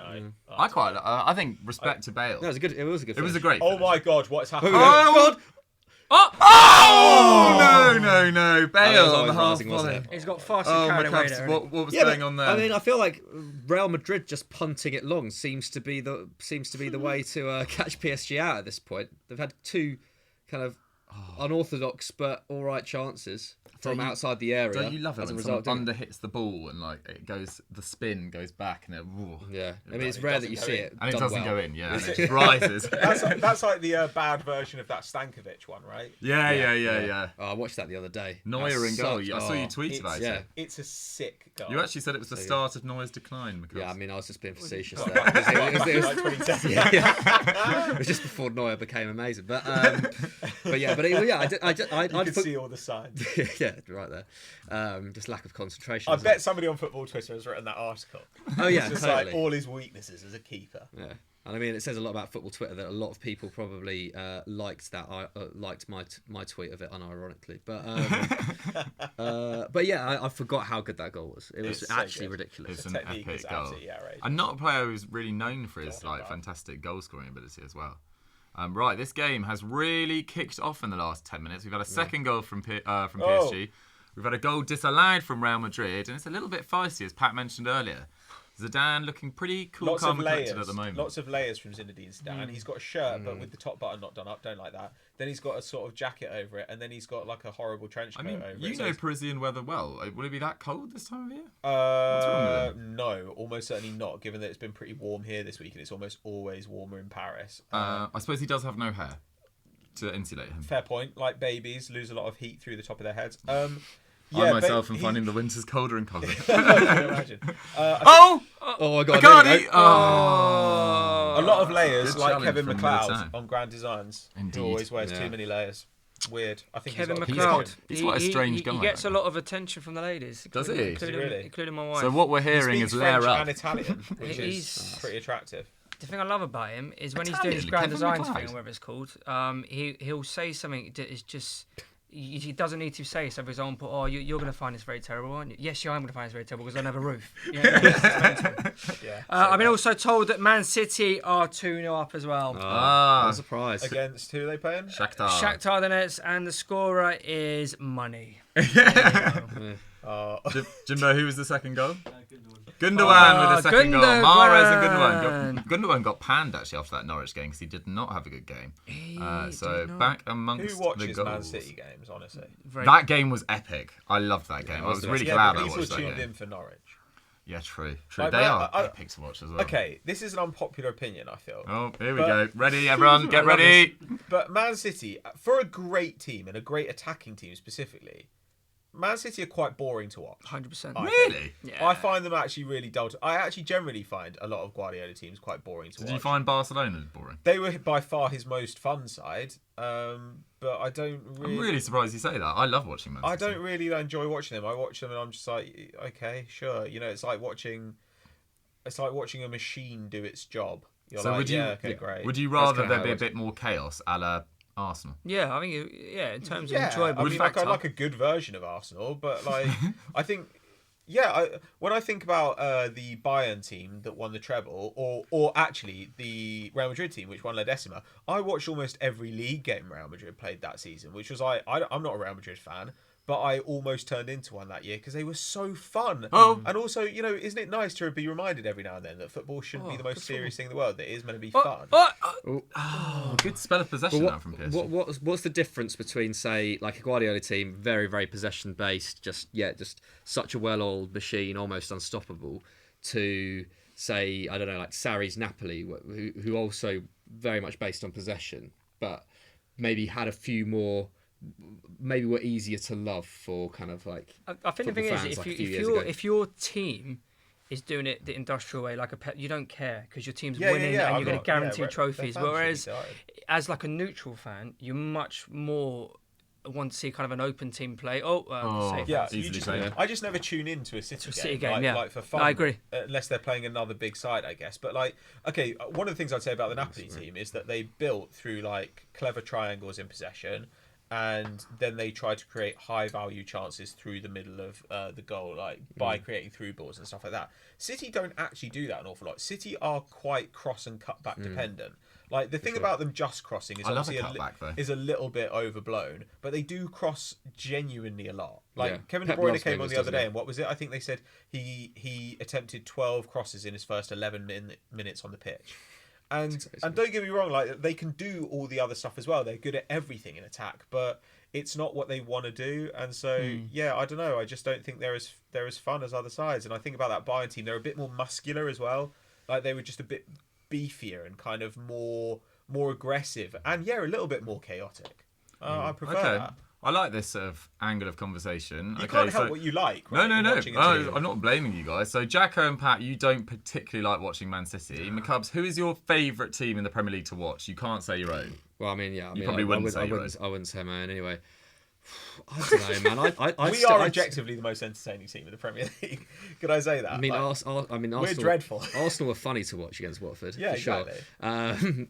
But I don't know. I'd still probably say Man City, Liverpool are great to watch at times as I well. do like Liverpool, yeah. Tottenham are really, really fun to Like watch as watching well. them. Yeah, Tottenham when I'm they're on trying to- form, there's a lot But of... Leicester are fun. Yeah, There's a lot Leicester to are like fun. about Leicester them. are fun, man. Yeah. And actually, Brighton are playing really fun football now too. I've not really seen much of Brighton this season, to be fair. I would like to watch them a bit more with Graham Potter. Someone's just said the time team's on. Time Really? team. What are they up to? I don't know. What have they dug up? I don't really understand what that comment's about. Maybe it's about my grand designs comment. but, Hey, yeah. maybe. Kevin McLeod, culture. Time team is not even in the same league. As Is Baldrick still on it? Presumably. I doubt he's up to anything else. no one's hiring Baldrick. That's a foul on Di Well, Maria, it's surely. funny you should say that, Pat. He's on the next Football Social, mate. He'd be the best guest we've ever booked. Shouts to Ashley Hamidi. Apparently, Atalanta are 3-0 down to Zagreb. Yeah, I saw that. What? Wow. 3-0 down to Zagreb. What is going on this year in the What- Champions League? That's what's mad happening? because Atalanta's form in Serie A has actually been a bit up and down. But I saw today they're averaging the most shots in Europe in Europe's top 5 leagues, more than Man City. I think this season so far has been like pure mayhem. Yeah, it's been great. Like- It's been so good. Has there been a really big team that have just been reliably great so far? Apart from Liverpool. Maybe Inter Milan have played pretty solidly. Yeah, but even Inter, like that's actually quite big news. Yeah. They've been really amazing, like given their upheaval and a new manager. Yeah, true. I thought Juventus were pretty shocking against Fiorentina at the weekend from what I caught in that 0-0 draw. Yes. Not entertaining at all. And then Rubbish. scraped to a win over Parma. Only just conceded 3 goals against Napoli to bring it back to 3-3 and then 1-4-3. Haven't been overwhelmed with Sarri's Juventus. Although, can you really say it's Sarri's Juventus when he's been in hospital so much? Don't really know yet. What's happening with He's been Juventus? hospitalized. by the way? Pneumonia. Juventus Atleti, is that still 0-0? Yeah, that's a good point actually. Which one? Juventus I Atleti. think it is still 0-0. Who could have predicted a Simeone? I think it is still 0-0. But another surprising scoreline is Bayer Leverkusen losing 2-1 to Lokomotiv Moscow at home. Wow. I mean, well, Bayer Leverkusen had a shocking result at the weekend as well. They got thrashed by Dortmund 4-0. And also Lokomotiv are chucking money at their squad. Like they've gone out and bought a bunch of kind of unused. I'm trying to think. I haven't really They went and followed got them. Benedikt Krokoviak, Kurvides. They went and Did got they? Gregor Krychowiak. Like they scored brought today, in yeah. a bunch of guys. who- Krokoviak scored. Wow. Yeah, big unit. Shall I give you the rest of the Another scores? Emery favourite. Yeah, go on. Another great signing. Let's by do some Unai reactions, Emery. lads, to the scores. Get him to the I won't say them, Emirates. so With a you two do the gladiatorial- direction. Club Brugge drew 0-0 with Galatasaray. Obviously, Paris Saint-Germain 2-0 up against Real Madrid. Olympiacos drew 2-2 with Tottenham Hotspur. Whee. FC Bayern München are 1-0 up against FK something. Dynamo. Oh, Red Gareth Star. Bale. I think they're against Red Star. Oh, another good chance for Bale. Drags Is it it Red wide Star? of the right-hand post. Is it like Svena? That's good. A Yeah, nice really good little from interchange Very from nice Carvajal. Yeah, that's Red Star. You feel okay, like Red from this Star. Real Madrid team sorry, Jacko, that Bale is definitely the one with his bit between his teeth tonight. We haven't seen so much of Hazard, but Bale has really sort of come to the fore. Agreed. Well, Bale's the only Real Madrid player who's actually had an attempt on goal, and he's had about 3 or 4, hasn't he? Yeah. So And that goal disallowed, of course. We're going into our final minute, but we're just hearing the rest of the scores, Jacko. Sorry. Dynamo Zagreb 3, Atalanta 0, Shakhtar 0, Manchester City 2, Atletico Madrid 0, Juventus 0, and Bayer Leverkusen 1, Lokomotiv Moscow 2.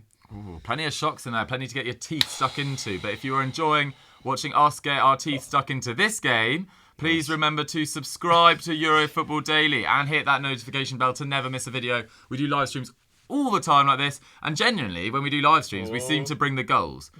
We had a lot of goals last year, didn't we? It was Man City, Spurs was goals, Spurs, Ajax was goals, and banter, as Jacko said. Always. So much. Goals and banter. Goals Yeah. and banter. Brought to you by There's Dave. one thing you can guarantee on Euro Football Daily, it's goals and banter. But we are approaching the final 20. Well, we're in the final 20 seconds, I should say, of this first half. Pat, what have you made of it? Oh, tip-top digs. Yeah? Quality entertainment for all the family. I've liked it. I like Real Madrid losing. I find it funny. And I think that for years I've said PSG are quite good, so it'd be nice if they didn't make me look like a tit for once. Yeah, and there we have it. I just like it when Di Maria's good as well. I've always rated Di Maria. He's a great player.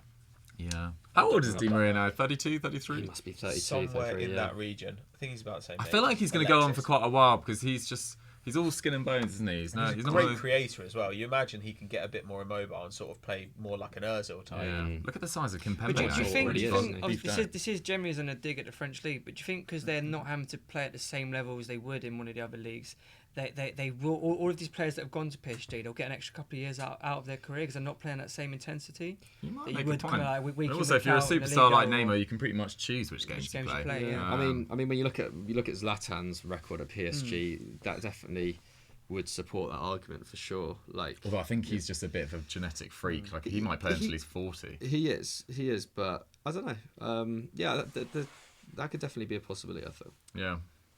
I've got- especially at PSG. Yeah, let's get some. I've got a great Oh, we're doing a quiz. Well, Okay. if you want, I don't know. Yes. You ready for the Quiz quiz? time. Let's do a quiz time. It's an ad break. So- Subscribe to the channel and let's do the fucking quiz. Can you guys tell me the last 20 Champions League or European Cup winning managers? It has to go in order. The In last order. 20. What, sorry? The last 20. So what's the first year? Ooh. Give us So a- if, last you, if year. you go for so the first one, Klopp, 2019. Okay, go so backwards before from that, Zidane. Zidane. Whoa. Yes. Right. Yep.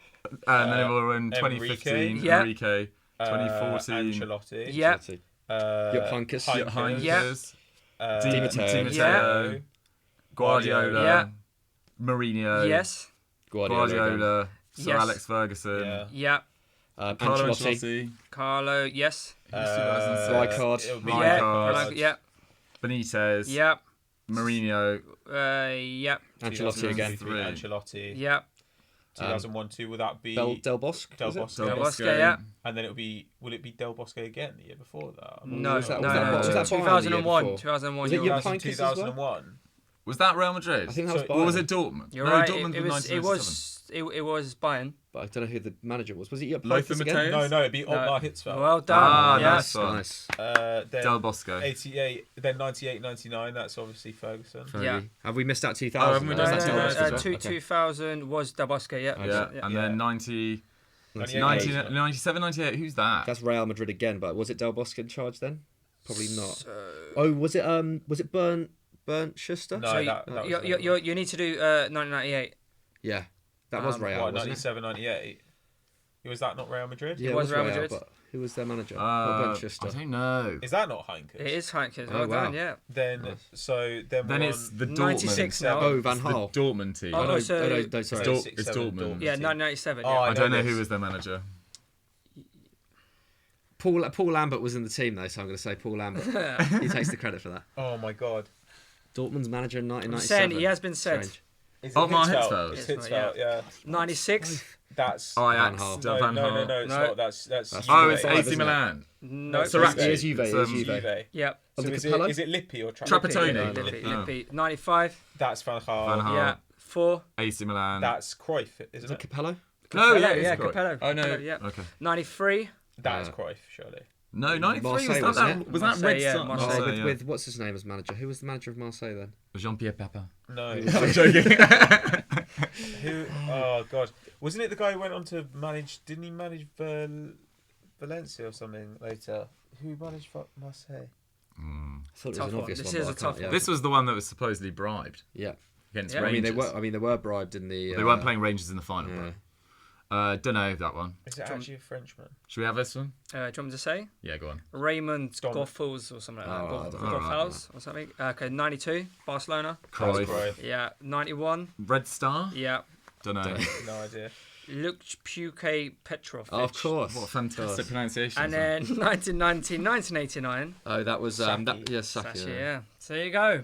Nice. Pretty good. Yeah. from That was us. a great well. game. Really enjoyed that. You can tell we've played a lot of episodes of Stat Wars. Yeah, there's a lot of Lots Stat hot Wars takes. coming out. And yeah, come back on like Saturday that. to Let's watch do another me one. versus McCubbin Yeah. on this Stat channel. Wars. On this channel, exactly. Every Ballon Good d'Or. battle. It was actually a really tight game. But yeah, find won't want to another quiz. reveal anything with what goes on there. No. I enjoyed that quiz. So we've got about 10 minutes into the start of the second half. Let us know what your questions are to the panel in the comments section. Please make sure you subscribe to Euro Football Daily as well. And it's been an enjoyable game, the Cubs. That's been really good. A lot of action. I think before this game we were wondering whether this was the one to watch, whether Juve Atleti might be more entertaining, especially considering like PSG are quite under strength in attack. But it's been great, yeah. And PSG have been really impressive. Definitely. Really Definitely. Di Maria to nullified. the fore. Yeah. It's quite strange when you do a live stream like this because you're watching it, but you're also answering questions. Like I can't really pick out like who's been the star players in like PSG's midfield because I feel like it's got very much on top of Real Madrid's, but I couldn't really pick out who's been the star. But I just think they've all played pretty well so far. And Juan Bernat's made some really good runs down the left-hand side. Really positive. Played a really crucial role in that first goal. So exciting times for PSG. Pat, where do you see Thomas Tuchel's next move?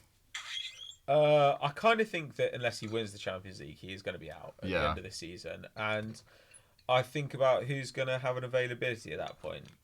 And You're getting hopeful. Are you trying to say Arsenal? I don't know. I Stop giving me those eyes. to reserved for be honest with you, if you think about the clubs that might have a vacancy next summer and would be interesting to him, you imagine it would be Arsenal, or if he's lucky, Bayern Munich. Like, apart from that, it's hard to see. Like, if Real Madrid were to get rid of Zidane, which would like not be crazy, or if Barcelona were to get rid of Valverde, I just don't think they'll go for Tuchel. I think Real Madrid will probably look for somebody a bit safer, and Barcelona will probably look for somebody both safer and Spanish. Like, even though Tuchel, I think, would actually really suit a Barcelona. So yeah, I don't know. I think that Bayern was certainly interested in him before, and given that Nagelsmann is now at Leipzig, I think that it would make sense for them to go for him again, because he would be an upgrade on Kovac. But if they don't go for him, then next summer you're in a situation where if he is available, he's going to look around, and the only real top club that I see, unless Man United have a vacancy, but again, I don't think they'd go for Tuchel either. I think they'd. Do you want to go there as well? I think they'd go out with a harpoon and try and get Allegri or something. Like, I just think Man United have not really got past their idea of we need a name, a name or an ex club player. So it just seems to me like. And you know, he's worked with Aubameyang before. Actually, Mkhitaryan would come back, and he's worked with him before. He's worked with Socrates before. I'm not saying that those are all good things, but he knows, he coaches a possession style. He's switched on when it comes to stats. He's good at developing young players. He loves to play attacking football. And he's kind of flawed in some ways, and that to me screams Arsenal. Yeah. McCubs, do you know what I read this week? That Real Madrid and Barcelona were going to go for Klopp. Really? How do you like that? In your They are going How do you like that? In your that's pretty nuts, isn't it?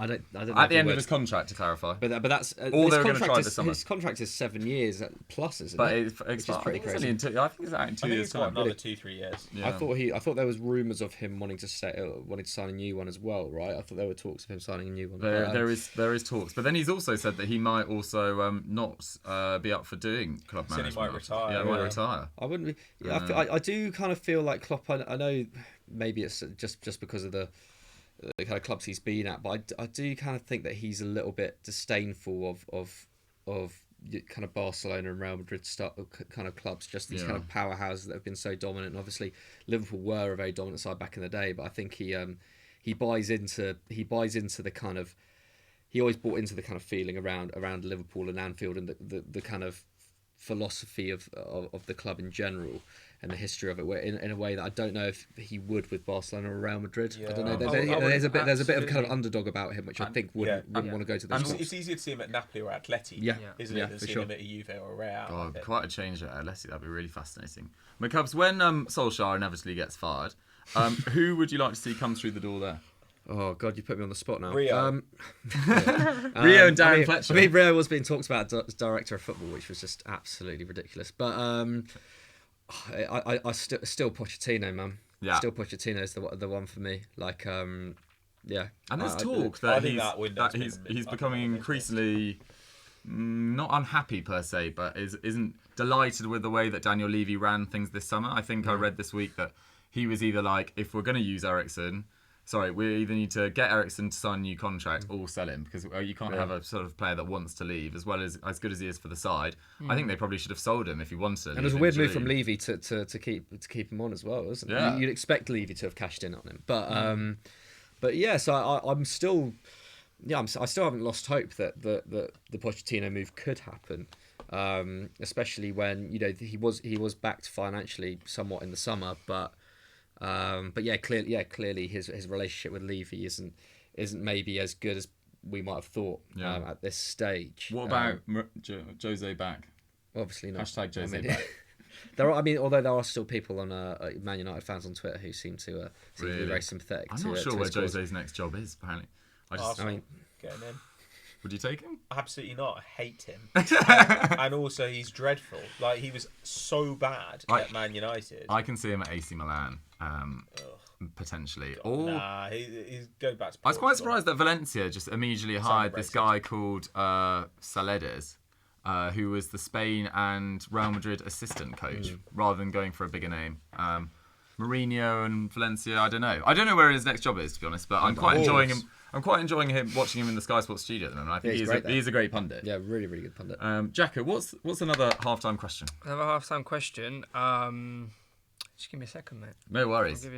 No worries. But yeah, I think Mourinho has actually really ripped it up in the punditry chair. He did. Makes Graham Souness, and almost for sure. I think it's been really good to see, but also it's kind of not overly surprising given that he is one of the best managers of the last 30 years. He's managed the game very, very recently as well. I just feel like sometimes when you it's always just refreshing to hear the voice of someone who's actually been involved in the modern game. Yeah, definitely. They just have that little bit more insight, just have that, they just understand tactically what modern managers are doing and how players are conditioned and how games are managed. Yeah, I agree. It's always exciting when you hear like a new voice on TV, as you say. Like, do you remember when Gary Neville came along? Everyone was like, "Wow!" And then Jamie Carragher then came along, and everyone was like, "This is great." And now Mourinho seems to have come along, and like, fair play to Sky. They've got these big names, and Mourinho's doing a top job at the moment.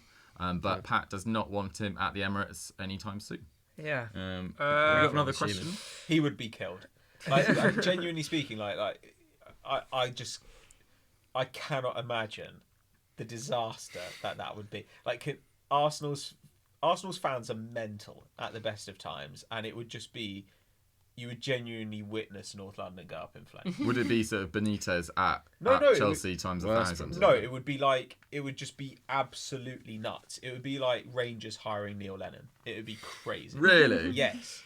Fair. To that level. He's the most hated man at the Emirates, I think. Imagine if you did Chelsea, Man United, Arsenal. I can't see it happening. Next question. It's a question about Neymar. Can he still be considered one of the top 3 players in the world, despite with his fitness record? And I guess you wouldn't say that he played well last season. Obviously was out in the Copa America in the summer. Like, is he still up? Is he still up there? Because obviously when he moved from Barca to PSG, shadow of doubt, it was Messi, Ronaldo, then Neymar. I would say. Yeah. Do you think he's still in that same kind of bracket? Pat, you're our Paris, correspondent, right? What do you think? Yep. I think that to be a great player, you have to have both quality and quantity of performance. Like, you need to be playing regularly and playing well. And I think that whenever somebody talks about Neymar, they say, "Oh well, on his day, or when he's fully fit, he's one of the." Or when we talk just in terms of talent, he's one of the best players in the world. And all those things are true, but fundamentally, if you're building a squad right now, who would you rather have in the squad? Well, I think you'd obviously pick Messi, and then you'd probably pick Mbappe before him. I don't know how many other players you might pick as well, just because there are these question marks over his attitude and his injury record. So I don't know. He's a great player, and there was a time at Barcelona where he actually looked on Messi's level very briefly, but I don't know. Those days are long gone. McCubbs, what do you make of the sort of composition of the PSG forward line, and what are your thoughts on Neymar?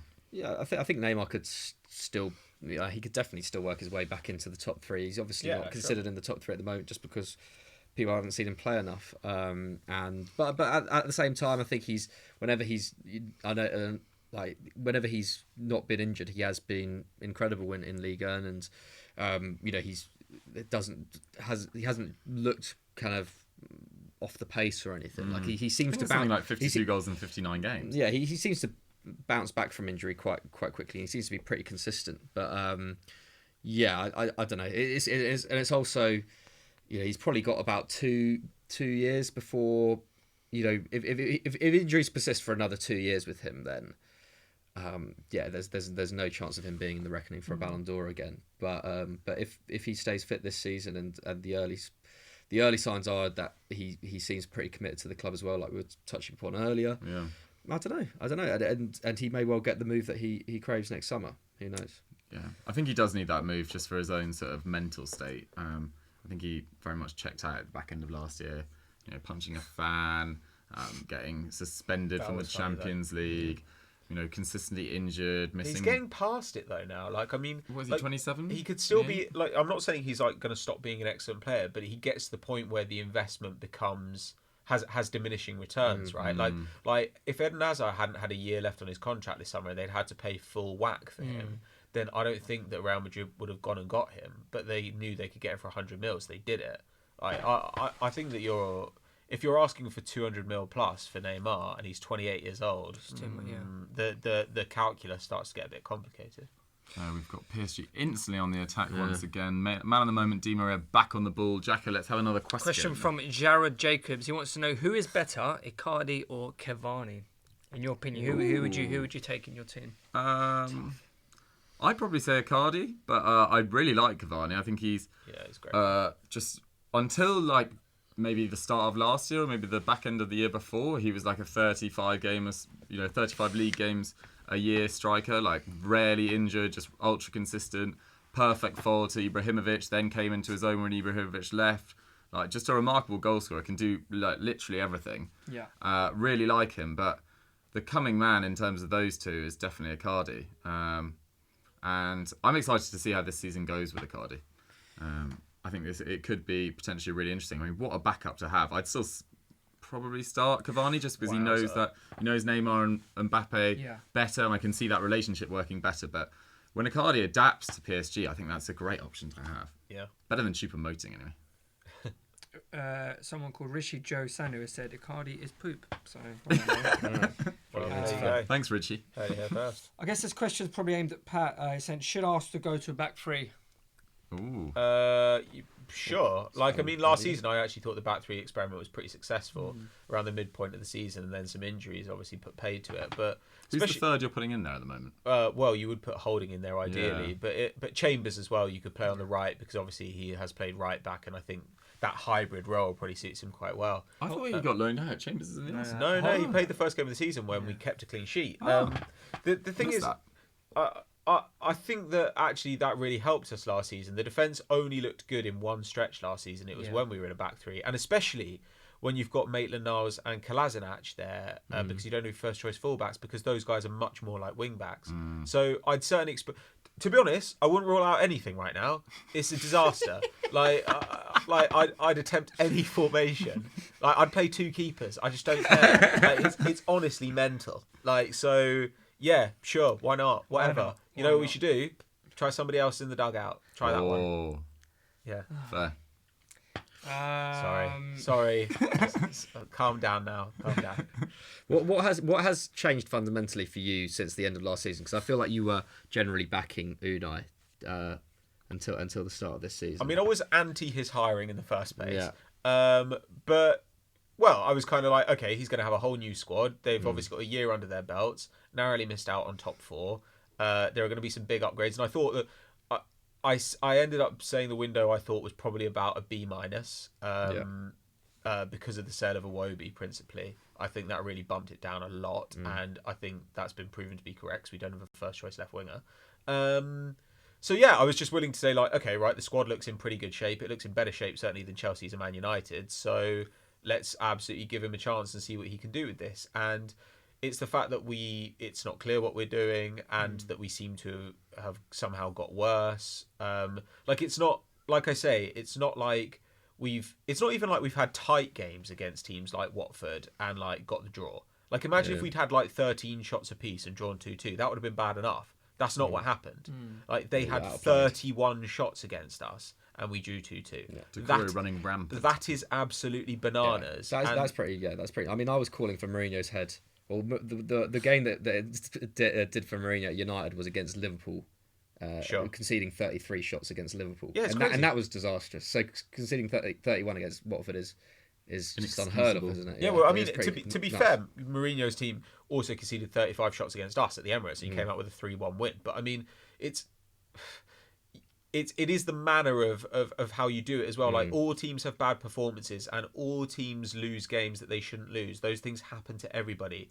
But when you have bad results coupled with not just like disappointing underlying numbers, but genuinely, truly, really like league worst underlying numbers, like the highest number of shots anybody's conceded after the first 5 games of a Premier League season since records began. Really? Yes, wow. More than the Derby team that got relegated with like more than Huddersfield last season, yes. more than Fulham last season. And look, crazy, man. Look, partially you're always going to concede more than a team like that Derby team because Liverpool now, we've played Liverpool away at Anfield. Played Spurs.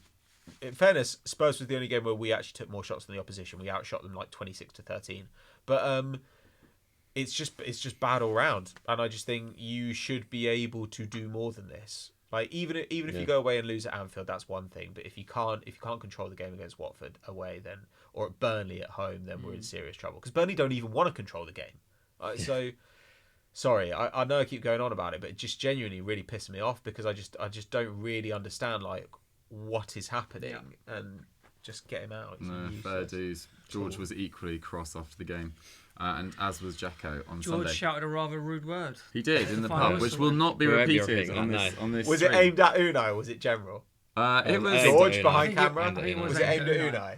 Okay, good. and there was a slam of the pint on the table at the Never, same never time. heard him say animated. I'm gonna go out on a limb and say I agree that Unai Emery is whatever George said. To be fair, no one in the pub in London Bridge even batted an eyelid. No. Everyone was in agreement. I mean, I think that pub, I've heard very bad things said in that pub. So when it comes to Unai Emery, George has perfect moral clarity. He has 20/20 vision when it comes to Unai Emery. McCabs, Yeah. when we're on the topic of defences and Yeah. conceding shots and whatever, we've got to talk about your sort of defensive additions in the summer in Maguire and Wan-Bissaka. Yeah. What difference do you think they've made early doors this season?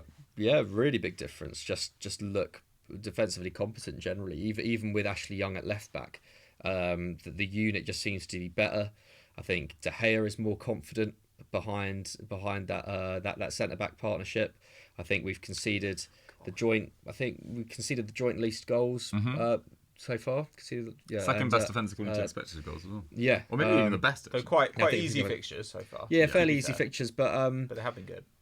yeah, and it's not perfect. You got Wan-Bissaka does get quite out of position, but he's fast enough to regain possession, and obviously very strong in the tackle. Maguire again, he's not the perfect centre back. Thought he was quite poor for England during the international break as well, but is a presence and can bring the ball out. And probably complements Lindelof quite nicely in that respect.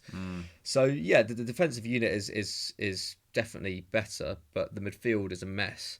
So there's still a lot of problems there, which will contribute to conceding more goals and more chances as the season goes on. But yeah, I'm happy. I'm very happy that's been solved because that was a problem of ours from about kind of halfway through Mourinho's tenure. Nice to have Lindelof down with a new contract as well. Yeah, I think pretty much every all our kind of quality defenders have signed new contracts, all been signed. So I think obviously Wan-Bissaka and Maguire got signed, and then De Gea and Lindelof been kept on this week. massive, man. Of course, Here we yeah. go. Come on, Eden. I'm really surprised that maybe not because of the money and whatnot, but I'm surprised that De Gea's still at United. To be I honest, bet the money is truly filthy. It's well, he is 280, our best I think. player. Oh! my God. He's so good. So That was a nice, actually, bit of spell of possession from Real Madrid. One of the first of this half. It was Carvajal crossing it into Benzema at the back stick. Well cleared by, I think it was Kimpembe. someone has just Kimpembe's written a been comment dreadful. that says Jerry Maguire is better than Harry Maguire. Then who? show Jerry him the Maguire. money, innit? Jerry Maguire is a fantastic film. It is a good movie. I was actually I've going never to seen do a it. hot take about this today about Tom Cruise, but I'll save it for another time unless anybody wants to hear it. I want to hear go it on. because I actually rewatched it last night. I think Tom Cruise is a really, really underrated actor, actually. I think Tom Cruise... James Wayne agrees. Tom Cruise is a better actor than certainly than Will Smith, and obviously. And today I was Will Smith's gonna terrible, say yeah. he's a better actor than Leonardo DiCaprio. That's too far. And, Say what? And I don't actually think that's No, outrageous. Leonardo Don't DiCaprio know can be quite samey. Yes, exactly. He can be quite samey. I think Leo's I excellent. say this as a reasonable fan of Leo, but I think Leo's given probably like 3 decent performances in his career, and I think Tom Cruise has given just as many. You know what's out Tom Cruise? He probably should have won the Oscar for Rain Man, even though Dustin Hoffman did, because obviously he was playing someone with a disability. Thank you. But Yes. Tom Cruise is fantastic in that movie. He's amazing in Rain Man. He's amazing in Jerry Maguire. He's incredible in Magnolia, and even in a bunch of action movies. Like, have you seen Edge of Tomorrow? He's great in it. Like, War obviously of he's the not Worlds Oscar he's winning. great in. He's amazing in Collateral. Like, he's you know what Tom Cruise is? He's just like a movie star. He's great at being a movie star, and I really respect that about him. Strange bloke, though. He is a strange bloke, but so's Will You Smith. know. Will Smith's a Scientologist as well. You know, and look at his kids; Is he? they're dreadful people. So, Dreadful people. so yeah, I just think, look, it's What's it- everyone's favourite it's a little Leo punchy. movie? Mine would be Wolf of Wall Inception. Street. Wolf of Wall Street. Love That's a good one as well. I Inception. like it. I Wolf of Wall really Street. like Inception. Took me back 2 times to understand it, but now I love The thing it. with Inception, you watch it again, you can rip it apart. Okay. However, on first view, I'm like, my mind is actually blown right now. That was just the effects. I found it too confusing on first viewing. Actually, I was about fell 18 when it asleep the came first out. time I watched it. McCubbin, How could you? As well. It's all right. And then I saw it He is again. good I in wasn't it. that taken with Inception personally, but It's got a great cast as well. It's got He's Cillian great. He's Murphy, great in Tom Django. Hardy. Django's Tom really Hardy? I think good, it is Tom Hardy. and he's really good in Django. Once Upon a Time in Hollywood is great, and I know that it's like a mess and a bit silly in loads of ways, but I actually really love Gangs of New York. Just because Daniel Day-Lewis is like out of this world good in it, and the cast is mental. Fair. Well, let us know in the comments whether you'd like us to start up Films Daily, because I think there's actually legs in it. Terrible title. We'll work on it. It's a work in progress. Yeah. But we are seeing. What about Football Daily, films? Oh, now we're talking. football films, goal. Just so we don't get sued Escape to by Victory. films. To be fair, if this channel can be called Football Daily, Shaolin then we Soccer. can't really criticise names. Shaolin Soccer's a great film. Who was naming this channel? Football Daily, come on. I think you're missing the point. It was daily before it was Daisy. When we used to have the Football Daily weekly, all right? I like that was a one. real That- classic. That one was so complex. I had no idea. There's a lot of love for Tom Cruise in the comments. Yeah. Oh yeah, Hey. Play. the Cruise Boys. And someone saying Jaden Smith is a great bloke. Okay. I liked it when he wore a Definitely sarong. great I bloke. thought that was actually pretty cool. Like Jaden Smith did a fashion. Done. Yeah, I remember Beckham that. did that in shoot '96. Come wearing on. no, it was actually a skirt though, and it was pretty gangster. Okay. But he also talks about things like sacred geometry and stuff, and I think he's probably a nice boy, but a simpleton. Yeah. Is he still rocking around with those teeth as well? The gold ones. What grills? I don't know, man. He had all fake teeth. Oh no, I thought that was true to a Cardi. as well. I haven't Yeah, checked should we- his teeth lately, but I'm sure they're fine. Fair. Well, check him out. Let us know in the comments whether Bring he's still back got those Willow. weird teeth. Whipping her hair, that was good. Back and Back forth. and forth, Yeah. wasn't it? But also, do you not, okay, is it not also mental that Will is called Will, his daughter's called Willow, and Jada, his wife, his son is called Jaden? Yeah. Do you not think that this is like an act of the most appalling narcissism? It's a cult. But there is. I feel like there's a lot of. I feel like a lot of American superstars go down that route with their kids, don't they? There's this kind of. Yeah, like Jermaine Jackson, Your Majesty. Yeah, like it's. I don't know. There's just something kind of strange about it, and also about. It's also like kids they have being numbers. called like like the second, the third, the fourth. Yeah. It's like it's very. I think that's very strange. Like you self-centered when can't you're turn a him. You second. can't turn him into a king by giving him a number. You're still American. Like you don't count. Oh, Even Marshall Mathers. right. That was a yeah. good 7 minutes of films, but let's Was get it? back to the football. Well, that was on American culture. It is American culture, full stop. But yeah, it's still 2-0 to PSG. Real Madrid having a better spell of possession the last 10 minutes, but not really threatening too much Macabs. Yeah, it's been a bit. It's not been the best start to the half, to be honest, No. considering how entertaining the first period was. But Hence the Jaden Smith chat. yeah, but I feel Jerome like on the pitch. there is Spider Cam. Yeah, Spider the Cam. operator seems to Spider be very cam, bored. spider cam. Just left the camera where it is, gone for a piss. Come on, Brassy, go on a little charge. But Do you I've know- been impressed do you at know how much that costs when they have a spider camera in the How thing? much? 100 grand. really what just for each game. Wow. What, to install it? To whenever they activate it, like What? It costs 100 grand. Those shots are worth it, though. per game. Yeah. Per game. Not per That's shot. nuts. That's a. Oh! That's keeping up. genuine. That's the most interesting thing that's ever been said on the football feast. There you go. Bringing it back. Shout out Football Feast. Yeah, it was the best night. Excellent. Bring me Whatever off a happens piece to of that. that football feast. Do, do, do, do, do. You know. We need to you bring go. back eating. We've onto it as really, well. really derailed this. Should we bring it back? Yeah, let's go back to football. Let's get another What question. are you Jacko. doing? Oh my god. Oh, here we go. Casemiro's Oh. been absolutely. Play it through on the left. They scored this. Oh, It's yeah. back up. Di Maria for the hat trick over the bar. What a bell end. And that's why Van Gaal got rid of you. Yeah. Was that saved? That is not a good finish from Di Maria. What was he There thinking? was a lot of pressure on him. There was a lot of pressure. He on went him. for the ding. He had so much time. 6'5" quarter with 4 teammates around him. Let's see the replay because I wasn't. It's almost like they were shocked to get the ball in this position, and everyone sort of panicked a little bit. Yeah.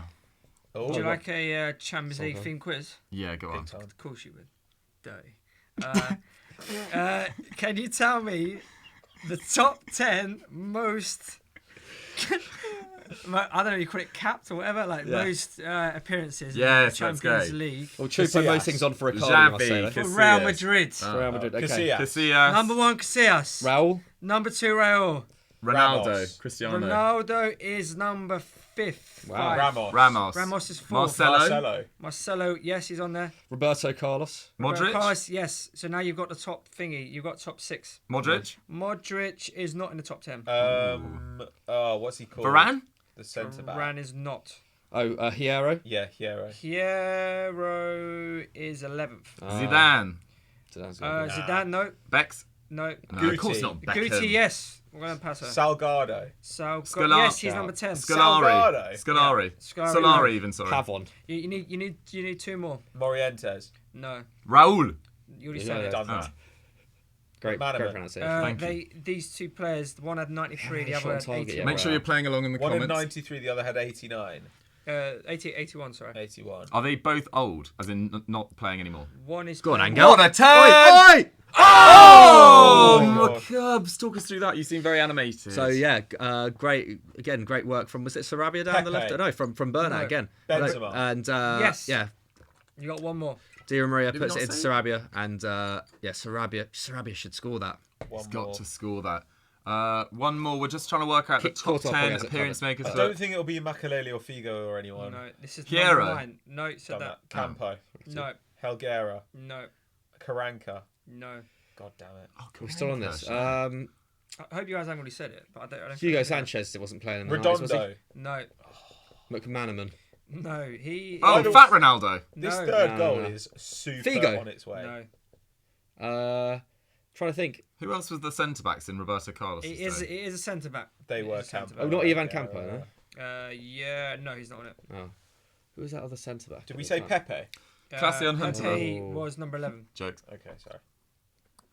Di Maria. Panucci. See you there? No. Who was that? Sorry. Panucci. No.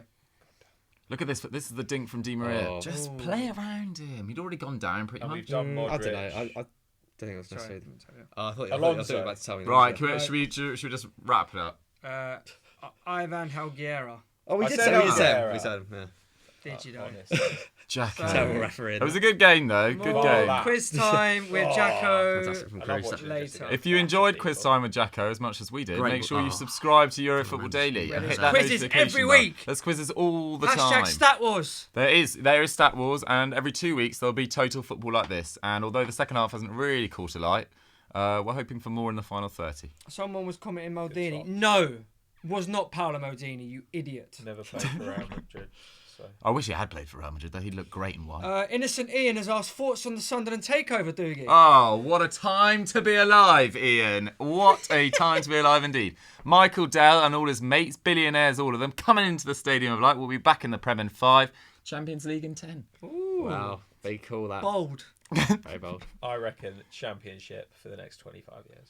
You miserable guts. Do you think you'll be liquidated? No. It's been taken over by 4 billionaires. Mate, they're just going to install one big computer on the pitch. That's all they're going to do. Rubbish. They just need to get rid of Will Technology Grigg and they'll be part. happy. Oh, it's such a Bad bad ball. pass. This is so frustrating because it just feels like Real Madrid could be getting pumped in this game, which would be When really did Cheap funny. Promoting come on? Go on. I don't see Real Madrid getting back into this as things They stand. took off Icardi. They haven't Did looked Icardi any come better. off? Yeah. How Icardi did didn't I come miss on. that? Anonymous. And Cheap Promoting came on. Because we were in the middle of a quiz, Doogie. Were we doing? Your Were we, blood I think it was up. during film chat actually, maybe. Oh, whatever. What a waste Stop of blaming 7 film minutes chat that for was. your own failings as a presenter. Honestly. Di Maria though, not failing at all tonight. Oh, Another amazing oh, dribble. oh! It's a good challenge from Just Hazard. shout. to be It's fair. what works on Not where you Football want to see Social. Eden Come Hazard on. though. Yeah, Where it is he? We've literally missed him all night. Go on, Eden. Oh, that's a Getting foul. frustrated now. Lewis Payne is saying Newcastle was better, Doogie. Was that sorry? Newcastle was better, apparently. who? Well, he's Than not you. wrong. Newcastle are in the Prem. So, Richard Cannon said Pookie for the Golden Boot? Question mark. Sure. Yeah. I think he's going to be the Andy. Do you remember when Andy Johnson scored more goals than anyone else bar Henry when Palace had that season in the Of course I do. Prem? There's not a day Really. goes by that I don't think of that year. That's going to be Pookie this Pookie season. doesn't score a goal after Christmas. Fact. Oh, that'd be Wow. really funny. What else we got in here? Someone's asking Prime Sanchez or Prime Hazard. Prime Hazard. Definitely. Uh, I liked. Sanchez was When so do good in we his call? prime at Arsenal. When do we And he call offers Sanchez? more Is defensively. Sanchez prime at the end of Barcelona or that first year at Arsenal? First year or- at Arsenal, I think. First year, 3 first years year at and a half, Arsenal. yeah. He was unreal. outrageous. The first year at Arsenal, he was Brilliant. outrageous.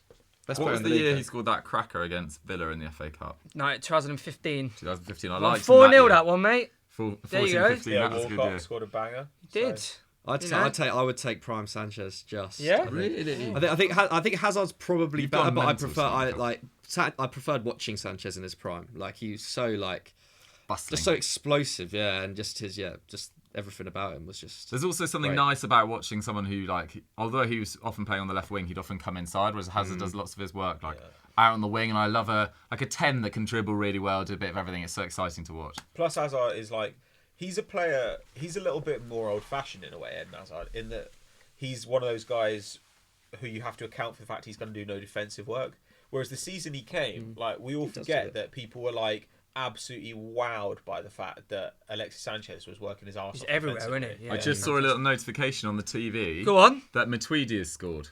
Oh wow! Away against Atletico Madrid. So that is massive. Rennes versus Celtic in the Europa League. Pumping incoming for Chris. Look at the Hamill's amount of boys. space for the lads in the part of defence. Literally, it's 6-on-4. It was like it's like Gay broke the press there, and the midfield was still in the PSG half. Oh my good god! You know who has confirmed he is Champions League quality tonight? Idrissa Gueye. Yeah, he was fantastic. Everywhere, playing like a Chance. Go on, Eden. Go on, come on, Hazard. Cut in. Oh, I didn't.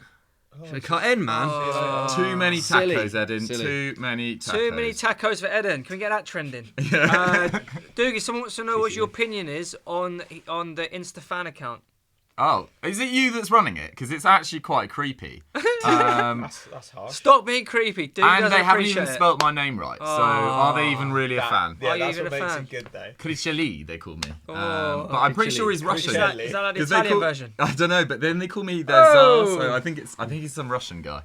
But yeah, it was initially quite fun, but now I just find it a bit strange. Emmanuel wants to know whereabout in Scotland is Doogie from? Have a guess, Emmanuel. Ooh. Yeah. This is one for Pato. How would Sol Campbell or Patrick Vieira do at Arsenal? I'm assuming as manager, not as still playing. Oh right, playing. I don't know. What as manager? Yeah. No, not well. Fair enough. That's what we're after. This is what's called as the quick fire. Yeah, round. quick I saw a great. This is what we do at I did see a 67 great minutes. picture of Sol Campbell earlier to celebrate his 45th birthday. Did he get that? It was the right year. Yeah, 45. Still in good shape, though. Although he He's might still say he's some range. 44 because didn't he say he was 43 last year? He Despite being did, 44. yeah. But there's a great picture of him with you know those crisps that you used to get where it was just like letters. You know, like alphabeti spaghetti, but in crisp form. No. There's a I great do not remember that. I love it. But either way, they weren't that big, I don't think. But either way, there's a picture of Sol Campbell, and he's holding up an S, O, and L of these crisps, Sol. and like the O is in his mouth, and the S and the L Of he's course it holding was. up. That I is think why that's- it's a soul man. Yeah. Is this a recent photo? No. It's very much like early noughties football. That was kind of like the social media then. It was probably a Match magazine. Oh, yeah, here's I- just a he statement. went This isn't a viral. question. He says, Man U fans are the most delusional fans in the world. I agree. Yeah. Right, it's I personal. think the ones we've got in our office are Come on, actually I'm trying quite. to give you a bit of a nibble. He's not- you're he's both not- quite. I'm not delusional. So I think you're all quite. I don't really associate myself with For United fans, I the think we're both 99% quite of the Man pessimistic, United thing. But here's having another- said that, I'm not from Manchester. The only so, slightly deluded fan I think we've got is Sonny. I think he is slightly deluded about Spurs at times. But like everyone else, I think is actually quite. Everyone's actually quite. That was mental. Everyone's also quite miserable about their clubs. I think when you Actually, Sam can be pretty deluded. Do you remember when he Sam wanted is the most deluded when he fan in the wanted office. Sarri in and then Sarri out in the space of 5 days? He was just make up your mind. He truly Very believes emotional Chelsea fan. will just be great, whatever's happening. Yeah, I remember you guys having a storming row after Continental Club with He's Jacko just so as well. deeply incorrect about everything. Yeah, he sticks by his guns though, which I respect. Yeah, but his guns are pointed in the wrong direction. But to Or be at fair, himself. he does have very sizable guns. I'll He give him does. He that. does, yeah. Oh, You wouldn't want to tell him to that to his face, yeah. Next comment is, or next question. Next comment. Andy Carroll won the season at Newcastle or Alan Shearer? Quick fire. Andy Carroll, obviously, no. We're just taking the bait at this point, aren't we? The trolls have entered the I comments. love it. I absolutely love internet trolls. So James and Welcome, trolls. Hazard are off. Jovic is on, and Vasquez is on. Oh, I'm So excited to see. instant upgrade there. Vasquez on for Eden Hazard. I'm excited to see Luka Jovic actually, but I have to my say, God. Eden Hazard not his night on his first Real Madrid start. Terrible. That Ander was- Herrera's on as well, so PSG have definitely won this. Your surely. opinion on Ander Herrera, McCubs? Are you missing him at the moment when you watch Definitely, McTominay and definitely. Matic and the lads? Definitely. I mean, lads. just for having a figure like that in the midfield, obviously, he was like stumping up loads of tackles and interceptions last year, wasn't he? As usual. I don't think I generally don't think that he was ever as good as he was in that first season under Mourinho. To be honest, like I think he declined quite a lot. The second season didn't get much game Is that the year time. he was Player of the Year for United? Yeah, Was or it at least 15, fans 16? player of the year. Yeah, when he was being talked up as captain, and then last season, especially after Solskjaer came in, or even just before. Like he was getting back to that kind of form, but yeah, was never quite hit those heights again. I don't think never quite dominated games defensively as much as before. Or at least his defensive work didn't come to as much good as it did before. It's only bloody Juan Bernat again. Oh, good tackle. That was nearly a penalty as well. He has been excellent. He's been really good. I always thought he was kind of the weakest player in that lineup. He was maybe also alongside impressive. Meunier. I think he was one of their better players in the Champions League last year as He did score a well. couple of good goals actually. Guys, I think Atleti have equalised. Oh. And Someone from Dinamo Zagreb, I think, has scored. Atlanta It's are now 4-1, losing 4-0. It's Wow. 2-1 to Juventus away. Wow. Second goal must have been scored by Good somebody. Good work from behind the scenes. That's fantastic. Here's That a is road all take from someone saying Tammy Abraham will come close to top goal scorer. Do you think he's got any chance? Well, Pat, I think you should He's take got this 7. one because fair enough, you actually said he's ready for the Premier League for quite a while. And he's And you did pretty get good. criticised. He's pretty good. Yeah, I remember Villa fans saying, like, Jack Grealish is an amazing player, but Tammy, not good enough for us. I feel like you could do with him. Feel like you could do with a guy who scored 7 goals in 5 games. Yeah, he looks great. And actually, I'd say generally Chelsea look better than most people have expected, at least in attack. Yeah. Yeah, Tammy just looks like a fantastic player. Like, he's obviously very mobile, good in the air. And I'm delighted for him. I hope it continues because he's clearly a class act. And I think a lot of people kind of overrate the whole kind of like youth academy players and they overrate all that kind of stuff. And obviously I hate Chelsea and I hope for them to fail in every possible way. But it was kind of cool the other day to see a goal that happened because of Tomori, Mount and Abraham, to watch like 3 youth players combine for a goal. Like that was really cool. So yeah. Congratulations. What did we say on winners and losers on Monday, McCubs? It was the first time that 3 English under-21 players have scored in a single season, yet alone a single game, since 1993. I mean, if you're a Chelsea fan, I saw it on Twitter, so I'm not going to claim it as myself, but someone was like, this actually could be really good. This short-term hell of not being able to make a transfer could be the best thing that's ever happened to Chelsea. And it sort of shows them that they can trust these young players. And since they've gone to a 5 at the back as well, I think they've looked so much better. That game against Wolves was really entertaining, although they did look slightly more suspect when Rudiger went off, which will obviously be a big loss again. But Tomori had a great impact. They were pretty unlucky against Valencia last night. They definitely didn't deserve to lose. It was pretty even. XG, I think, had it actually something like 1.2 to 1, 1.9 and to 1 in their favour, though they did have a penalty. So I think things are looking pretty good for Chelsea, but I'm still thinking that they're 5th or 6th. Fantastic from Herrera, that. I remember you from Stoke, Eric. Yes, that's the Eric we got used to. He did score a double against Metz the other day. He was a dreadful player. Don't know how he ended up there. He must be great in training, or has a fantastic agent. I feel like he might have known Tuchel from before or something. Okay. Yeah, but who knows? Who knows? I've got a great question. Yeah, Jacko, let's fire. It's from someone called Illmatic, arguably one of the greatest albums of all time. Peak Suarez or Peak Aguero? I think that's a great question. And my opinion would probably be Peak Suarez. I would have absolutely loved Luis Suarez. It's tight though. I really like Aguero, and as we briefly mentioned earlier, I don't think he's ever really what a ball. He's never really and a touch. He's never really got the credit he probably deserves. His superb, consistent level of performance, but Suarez 13-14. Wow. I think they've gone to Di Maria through the middle just in the hope he can get a hat trick. Yeah, and Suarez 14-15 as well when it's MSN at their peak. I just think it's just like Suarez has had more of those magical moments, hasn't he? Whereby he's changed the game single-handedly, whereas Aguero I think has done that, but just there haven't been as many memorable matches involving City. There's not been aside from obviously the goal he scored against QPR, he hasn't scored. I don't know. I can't remember.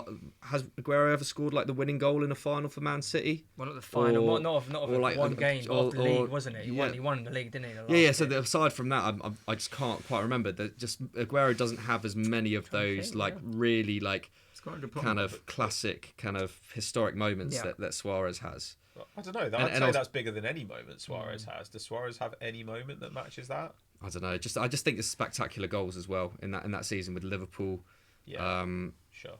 I don't know what it is, and I think Suarez is just a more entertaining player to watch as well. I think Suarez has definitely had the much better international career, but that's not really the question. Yeah. He was outrageous at Liverpool. I mean, I think Barcelona Suarez was generally like a lot less fun overall than Liverpool Suarez, just because he had to do everything at Liverpool. It was great, but he it's hard to think of things that peak Aguero could do that peak Suarez couldn't do. Yeah. Whereas I can think of things peak And Suarez. what are they? Are they 2 years apart? Suarez 33 and Aguero's 31? Or have I got that wrong? I think there may be 1 or 2 years. Something like that, yeah. So we'll see in a year's time. But Suarez's decline is definitely going on. But it still showed it that that's a chance for Jovic. Oh! Game on. He's No, he's put his offside. flag up. He's put his What? flag up. Put his flag Is that up. just because of who was offside there? Who didn't Someone in touch the ball? build-up or something. But no one actually touched the ball who was offside Oh. But it might have been interfering. Yeah. Can we check it anyway? Can we check it Interesting. anyway? Hold on, I'm getting something there. coming I don't in. think No, it's going to be seen as He a clear looked at offensive the area. ref, and then he had this he's conversation. got to be on it. Right? So it's Vasquez. So Vasquez doesn't Kind of get... goes to the ball a he little bit. does. What are doesn't you he? doing? Trying to block him or something? That's, Yeah, that has got to be interfering. Idiot. Yeah. What's wrong with Benzema's hand? Is wrong as well. Does anyone know? It's not his fault. He's basically He's the like, Algerian what is problem with it? Keith Lemon. There you go. Scholes or Gaza? Quick one. Skulls. Goals. Like it. Navas or Courtois? Navas. For some reason, I was thinking Jesus Navas there. can answer that one if you Navas. From what I'm hearing, Man City are 3-0 up. Cannot Okay. confirm that. Yes, I can now Confirmed confirm from that. Hammers.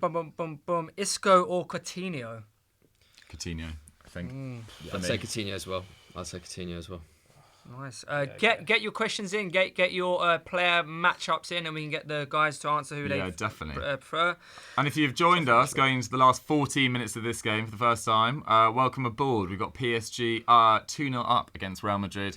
Not means an entertaining second half, but please, if you have joined us for the first time, remember to subscribe to Euro Football Daily and hit that notification bell. We do live streams like this on a bi-weekly basis.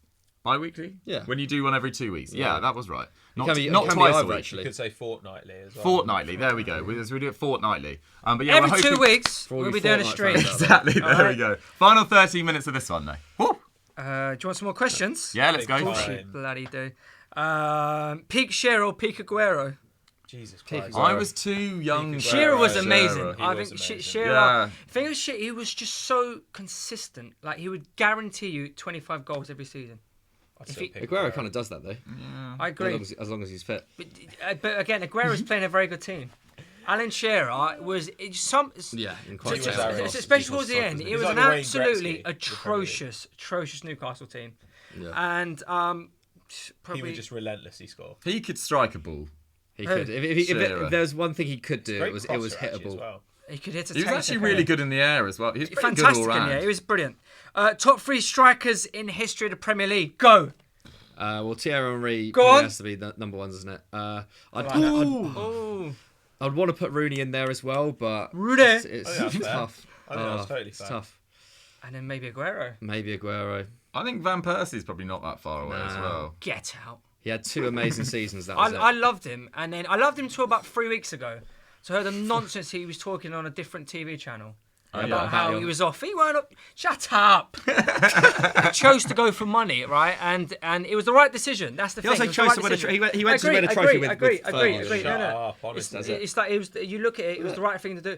But you didn't need to come and say all that stuff you said about you. You weren't like as if the offer was pulled. It's nonsense. You're a liar. And if I ever saw you, I'd say it's your face, Van Persie. Little snake. Right, we've had Gareth Bale get off the pitch. Got taken off the pitch. Oh my god. Massive challenge from Ander Herrera, hat-trick. Oh, who is that? On Di Di Maria. Maria. Got What's off he the doing? ball. Just take it Unlike on and him. shoot. It is actually nuts though. How Real Madrid have. We talked a bit about the midfields earlier, and it's actually PSG's midfield looked the far more combative going into this game, and it's completely it's just completely lived up to it. Yeah. Real Madrid have Oh, been that's a absolutely beautiful bullied, term been from so Benzema. bullied in the centre of the park. Completely agree. Can't get hold of it. Idrissa Gueye He's been again. fantastic. Benzema had to do amazing work Look at to the- get look at away the from the first space. 2 guys, and he still got cleaned out. Playing Ander It should be Herrera. 4-0, man. No one's giving it to Choupo-Moting. Oh no, sorry, it was Sarabia on the right. Play it left. Look, there's so much space everywhere. I think this is a really worrying performance from Real is. Madrid, if I'm totally honest. Think- They've offered virtually nothing except for a few pot shots and a Bale free kick and a disallowed goal, fair enough. But this second half, They just haven't been anywhere near PSG. PSG looks streets ahead of them, and they're playing their second choice front line. And there's not that much to come back into this Real Madrid side now. There's Modric, who is 34, and there's Sergio Ramos. And that's it. That is a good challenge from Eder Militao. Like that's basically it. And Sergio Ramos, does he improve their defense? Probably a little bit. Does Modric improve their midfield in some ways, but not defensively? And I'm not saying it's been like a PSG one-way traffic. I mean, it hasn't been a game of that many chances, but PSG have definitely had the better ones, got the ball into more dangerous areas more often, and their midfield's exerted far more control. Real Madrid's 2 centre-backs and Cruz have had a lot of the ball without doing that much with it. Although, having said that, Eder Militao has just pinged a 6-yard ball, and it's leading up to snuffed out again. I do think on expected goals, this will probably end up being quite close, though, purely just because, like you say, there haven't been many big chances. Yeah, that's... I don't really remember... Oh, my good God. Is that a red? Oh. That's a brutal it's all challenge. popping off. They do not like it. Juan Bernat might be man of the match, Yeah. He's been fantastic. He has, hasn't he? Oh, was that from Vinicius as well? I think it was Vinicius, It was vicious. That's cheeky. He's only just come on. Vicious There we go. Vinicius. Right, we're into the final 10 minutes of this stream. Please remember to subscribe to Eurofootball Daily if you haven't already. It's 2-0 to PSG. We are praying for more action as the second half concludes. But it's been thoroughly enjoyable, but just low on real chances this second half. But Jackson, let's get another question. Another question. All right, this Pep or Klopp? Pep. I back Pep to definitely make your side a title winner in 3 years. I'm not sure I back Klopp to do that. I'd say Pep as well, actually. But I feel like if you put both of them in charge of a club like Burnley now, I reckon that Klopp would make them better than Pep. 100%. You can't take Pep's style and put it in Burnley, I don't think. Yeah, I think Klopp improves any side. Although I think Dwight McNeil would enjoy it. Yeah, true. Poch. Hot take. I don't want to watch them. That was a bit David Brent. Yeah. So, is it peak Marcelo or peak Roberto Carlos? It's too young for Roberto Carlos. But Marcelo's been a lot of fun.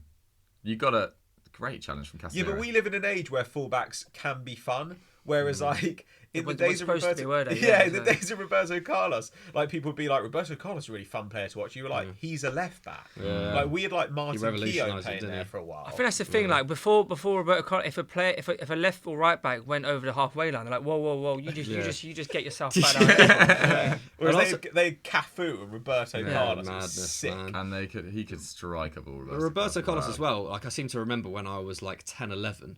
Was genuinely talked about as one of the top 3 or 4 players in the world in general. And I don't think anyone's talked about a fullback in that same light, apart from maybe Dani Alves. But even Dani Alves, I don't know if it was ever talked about quite that.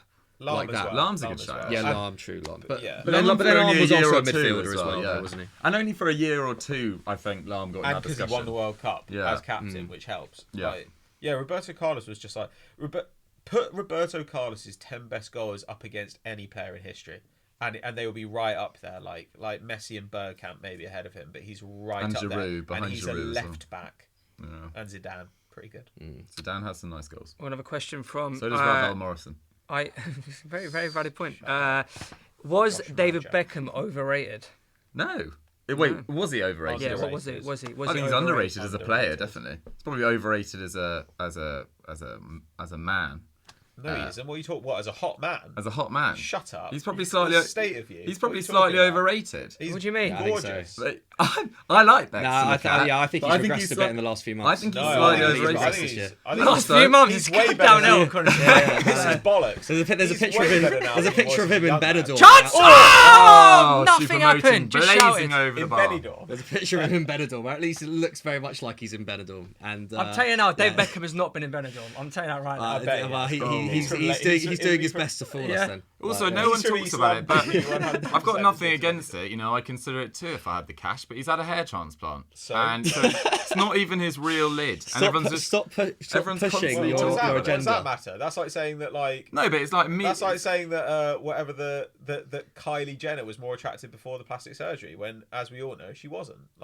People are allowed to do what they want to make themselves attractive, Diggs. I think you're just jealous that he hasn't paid a visit to your failing barbershop. No, he hasn't. Dude, he hasn't yet. Dude, if we we got every FD fan Oh. A to chip in GoFundMe. a quid, would you be interested in getting a hair transplant? Yeah, if it was for free, I'd think about free. it. Yeah. Oh, what? So, we start a Kickstarter. Let's start Yeah. Kickstarter I to get reckon I Dukes a actually new do quite partner. well. Start get Dukes a lid. All right, okay. Put a lid on Dukes. I'll put my bank details in the comments after the stream, and please, Okay. everyone contribute. Tell your mum, tell your nan. Let's get me a new haircut. Let's make this happen. New thatch. Peak Fernando Torres or peak David Villa? People are loving this. Fernando People are loving Torres this. in his peak was unbelievable. Yeah, I like Torres. Got to say Villa. I've got to say Villa. I'd say Villa as well. Torres that first year at Liverpool. We were talking about it in the Torres office was the other day. Torres was amazing, but I think for me, David Villa's maybe like my favourite Spanish player Okay, ever. to answer an office just- debate, I did just love him. Was Fair Fernando enough. Torres a superstar before he joined Liverpool? Answer that in the comments. I say no, but the rest of the office Superstar? thought No, yes. definitely not. Well, Yeah, I I didn't don't- think I so don't either. think so. I But think you're George, absolutely right, McCubs, What was- all said you all said he was a superstar. Oh! Torres was a superstar, of course he was. He wasn't a That's superstar. definitely He was a superstar. He was Was he captain of that's Atletico gonna be Madrid, captain, who were wasn't very he? Yeah. average back Yeah, then. at 18, and they weren't that average. They were still pretty good. Dukes, Simon Ryder said there's a tenner from him. Cheers, So, Simon! cheers, Simon. Cheers, Simon. Get your mum on it as well. That's 3 hairs. Get your mum on it as well. That's a quote. You know. How Out of fast context for favourite. the daily. Coman or Wow. Gnabry? Probably Cohen's more talented. I would go Kingsley Coman, definitely, I think. How have we let Gnabry go for £4.5 million quid? Can we not? Can we not? It's been enough. Stupid. It's been enough pain tonight. Yeah. There is. Do you remember Tony Coman Pulis said he back wasn't there, good though. enough for West Brom? Tony Pulis says Apparently many went good things. for enough for Arsenal. How is that wasn't not it? a foul? And I've got Granit Xhaka. What was the other thing you found the other day? Was it Stan Collymore saying that Lingard was better than Sterling? Yeah, I Oh, remember yeah? seeing that. Yeah, it was a yeah. cracker. Again. Fantastic. Phil Neville also said that Sterling wasn't good enough for Man City. Anyway, Yeah, well, Liverpool fans. we've all also said some stupid Jordan things. I Ibe. don't know why I'm going for it so much, but they just make me laugh. This is actually embarrassing from Real Madrid. That's man. really bad. If this was 4-0, which it could have been, could you imagine the front cover of like AS tomorrow or the front cover of Marca Disgracio.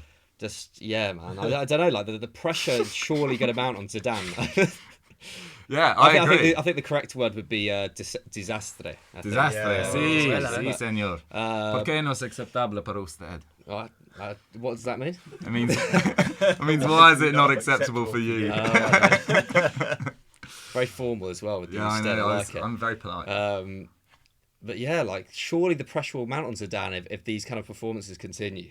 I agree. Which A couple would of be pretty another. nuts. I can't. Who else is in this? It's so stupid. Club Brugge and Galatasaray. Another bad result in a. I don't know when they're going away to Galatasaray, but that's a tough fixture. That's tough. Another bad result in that. Continues a bad run of form in the Champions League. People forget they got dismantled by Ajax last year. Gala is a tough fixture as well because Gala have now got Lamina Nzonzi, Ryan Babel, Radamel Falcao, Emre Moore, Florian Andone. Like they went out and got a bunch of guys this summer that you've heard of who are very old but are still pretty good. Like Falcao can do a job. Yeah. No one wants an away game in Istanbul at the best of times, and it's not the best of times to go there. Look at Sarabia getting a hero's reception on his way off with his side. Dukes, Hello. Nitin is going to give you $50 for your helmet. $50. What does that $50? translate as? That well, Pounds US not doing so well at the dollars, moment. I think yeah. it's or US. That might be like New 30 Zealand quid, dollars or 30 quid or so. so Thanks, Nissan. I think we only need another couple of grand and we're away, Yeah. mate. Yeah. Peak Czech or peak Neuer? Check. Yeah. Oh, check. Bit of debate Yeah, going I'd on. maybe say not. I think Czech has had overall maybe a better career, but Neuer like in Yeah. like 2011 to 2013 was ridiculous, wasn't he? Yeah. Neuer had a better top level. What do you think of this I guy's think- The Czech toupee? around that time I was think, amazing as well. I think Czech is, if the best, if not the second best goalkeeper in Premier League history. I think Well, after I Schmeichel think- or Van der Sar. Ooh, After Schmeichel, I'd say. Layman. I don't think he's better than Lehmann, I'm afraid. crazy Jens. He's not better than Seaman though. Seaman was sick. I'm going to be going on a walk with Dave Seaman. Are you? Yeah. Yeah, big time. Tell them all about Genuinely, that. Sounds they good. could Well, sponsor that. that'll probably be the next. Totally football. Peak Titus Bramble or Nemanja Vidic? Atletico Madrid, I don't want to 2-2. talk about Titus Bramble. Why haven't they got Titus? Yeah. anyone who does a bit of research on got a Titus good name. Bramble will Well, know. yeah, Atletico Madrid, Juventus is now 2-2. Oh, Very exciting times. Juve were actually. I didn't realise, but Juve were actually 2-0 up. So Matuidi scored the goal to make it 2-0. Quadrado had already scored. So, embarrassing. So Atleti have come back into that in.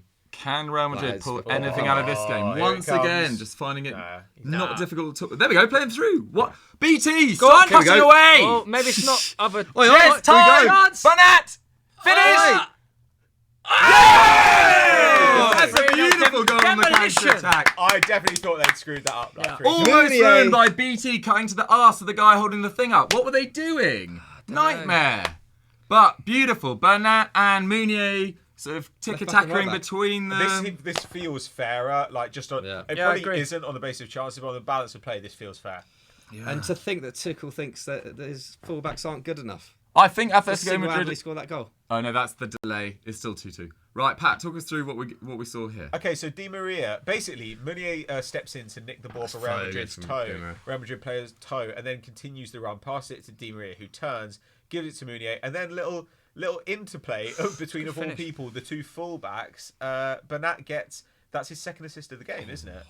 Yeah. And a goal for Meunier, who actually, I don't think is a great fullback, but is actually a pretty reliable goal scorer. And looks like a giant. And Militao clatters into the post for his trouble. Mbappe punching the air in his turtleneck. Neymar's even loving it. Neymar doesn't understand French yet. Oh, and we've had a goal from Bayern Munich. Thomas Müller has scored in the 90th minute. I think they were already ahead in that game. Yeah, I think that's like 3-0 or I something. think that's very little importance. But yeah, very disappointing night for Real Madrid. They are going out their first Champions League game with an absolute whimper, McCubs. I'd be interested to know when the last time was that Real lost their first game of a Champions League campaign. I mean, they lost. Maybe it was last season. I remember who last knows? year. I remember last year Yeah. they lost 3-0 to CSKA in Moscow, but I don't know if that was their first They lost game. both legs to Yeah, they CSKA got in thrashed, Moscow. didn't they? Yeah. Fedor Chalov coming to the fore, I seem to remember.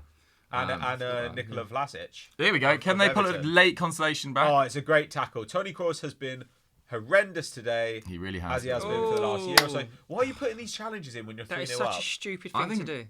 Bernat as well. In a Don't cup ruin competition where yellow cards mount up, that is such a stupid thing Carvajal to do. looks genuinely offended, doesn't Genuinely, what is the merit of doing this? Like, if they score, so what? It's 3-1. I think could Carvalho have maybe ridden that and then crossed in the ball? But why would you? Like, just to get a just goal to get back, the, I suppose. No, but just to get the same crossing opportunity, you might as well take the free kick. But then there and was so get many one forward. so many fewer men back. he? Terrible challenge. Oh, actually, fair enough. He does catch his foot. Maybe he couldn't. I ride it. also can see it actually looks somehow less bad there as well because Bernat looks like he's a bit closer to the ball than he looked in real time. Right, so we've got one final chance for Real Madrid, a very sort of flat Real Madrid all night, but can they pick up a very undeserved late consolation goal? We've got Cruz standing over the ball. All the big lads are up from the back. I hate that cliche, but I just said it. Horrible. Oh, that's good, is it? Oh, what we've done is we've decided Wow. to work this free kick so that Lucas Vazquez can have a take a marked shot shot from from 30 yards out. He will be a very happy man when he Keylor Navas. Yeah, delighted. I can't He, really. hasn't, he genuinely hasn't had to make a No, save. I can't really. I don't think imagine Real there Madrid being have that had a tested. shot on target. McCubs, No, they I mean, haven't. it's They have difficult not. to So sort of poor. pull bad Game over. performances out of this, McCubs, but Yeah. in the Real Madrid side, who do you think didn't do enough? Who do you think was particularly at fault? What are your thoughts on Real Madrid's I thought performance the tonight? entire midfield was a mess, to be honest. Yeah, I think you have to look there. I think Gay and Marquinhos completely dominated them in the first and second half. Thought they got worse in the second half as well. I think you kind of have to put it down to that. I thought James Rodriguez didn't really create anything aside from that little interplay with Benzema in the first half. And yeah, Hazard was pretty anonymous as well. Although you can kind of forgive Hazard. It's only his first start of the season against a really tough PSG side. I thought PSG were really good tonight. And also, but it's just amazing to think, sorry to interrupt, that, except for Sergio Ramos missing, they had, it's pretty much Mendy would start for them, Carvajal would start for them, Varane would start for them. And Militao is a great backup, brought in for over £50 million this year, in front of their goalkeeper they bought last year. And yet a second-string PSG attack ripped them to shreds at times in that game, particularly Di Maria, who had sort of the freedom of the whole of Paris, particularly for that second goal. So really worrying if you're a Madrista. But Pat, from a Parisian perspective, they're off and running. What a start. Yeah, well, I mean, it feels like PSG have always got one of these results in them. They'll want to go ahead and win the group, obviously, because they do tend to get rough draws in the round of 16. But you'd imagine now they'd be favourites. They basically not got to avoid a whooping at the Bernabeu, which on this basis, do you really see Real Madrid whipping them? Like, I don't know. Like, actually, when you look at the two squads, like PSG have more important players to come back than Real Madrid do. So I think they'll be really, really excited. And Idrissa Gueye was, truly Very tremendous. I think that he's going to be a big difference maker for them. He was awesome, along with Bernat. Both had superb performances. But we're going to do about 10 minutes of questions before we wrap up this stream. But if you have joined us for the first time, please remember to subscribe to EuroFootball Daily and hit that notification bell to never miss a video. We do streams like this all the time. Jacko, let's get a question in. This is a bit harsh on you, mate, but you sure you want to hear it? Is it that no money will be able to fix it? No, it's saying whose hairline is better, Doogie's or Charlie Adams? I just thought that's quite a... Wow, come on. I'm asking, I don't know, do you want... I ask To be you- fair, actually, on hair stakes, it actually might be quite even. But Charlie Adam is just such a rank human. That's completely fair enough, mate. I think you got a better hair. Greatest footballer in the history of your country. So, So, No, come on. it's actually a very Kenny good question. Prime John Terry or prime Rio Ferdinand? Rio. I said it the other day, Rio, I think. Would you differ? It's really tough, even as a United fan. I did, as a defender, I loved John Terry, man. I did love him as a defender. Not as a bloke. Not as a bloke now, but I'd say it's so tough, man. So tough. I'm gonna say Terry just to be controversial. I think, Wow. I'll be honest, I think I'll say John Terry. Really? Yeah, I think he was... I don't know, what is it? The captain, leader, legend? All that kind of... Phenomenal. on the What I ball do as well. find really funny though with all this kind of, there's been a lot of like debate over like best Premier League defender recently. That like Virgil van Dijk keeps on getting like when people say like people be like, oh, I reckon he could be the best Premier League defender of all time, and all that, and I don't agree with that obviously, but also the first defender that he gets compared to is always Nemanja Vidic, and I'm always like, why are we comparing him to Vidic when clearly he's a much more similar player to Rio Ferdinand? Yeah, he's really like like Ferdinand. I don't get what this whole kind of Vidic versus Van Dijk thing's about. It's very He's strange. even more like Tony Adams, I'd say, than a Vidic. Like the way Tony Adams used to stride out of the defence and pick a pass through the lines. That's much more akin to Van Dijk. Yeah, I'd say Van Dijk's my sort of seventh best Fair enough. at the moment. Very, very specific. I actually did the ranking on Twitter the other day. You should do it. You should do a starting 11, like a fantasy 11, All-time Premier League. all-time Premier League, but just centre backs and just like have them What a around the time team. to be alive. I'd love that. Yeah. Well, the world's your oyster, dudes. If you want to do that, mate. Here's a quick question. Is De Ligt overrated after his poor start to the season, or is he just adjusting? Yeah, he's adjusting. He's a phenomenal player. He's 19. He's starting now because Chiellini's obviously out with his ACL injury. It hasn't gone very well for him so far, particularly in that game against Napoli. He had, by all accounts, a bit of a shocker. But I find it really annoying when people are so determined to just attack particularly young players after a few bad performances. He's clearly a fantastic player, and give him time. Yeah. I have to apologise to Mike. Apparently, Bex was in Benidorm. I do like that. Oh wow!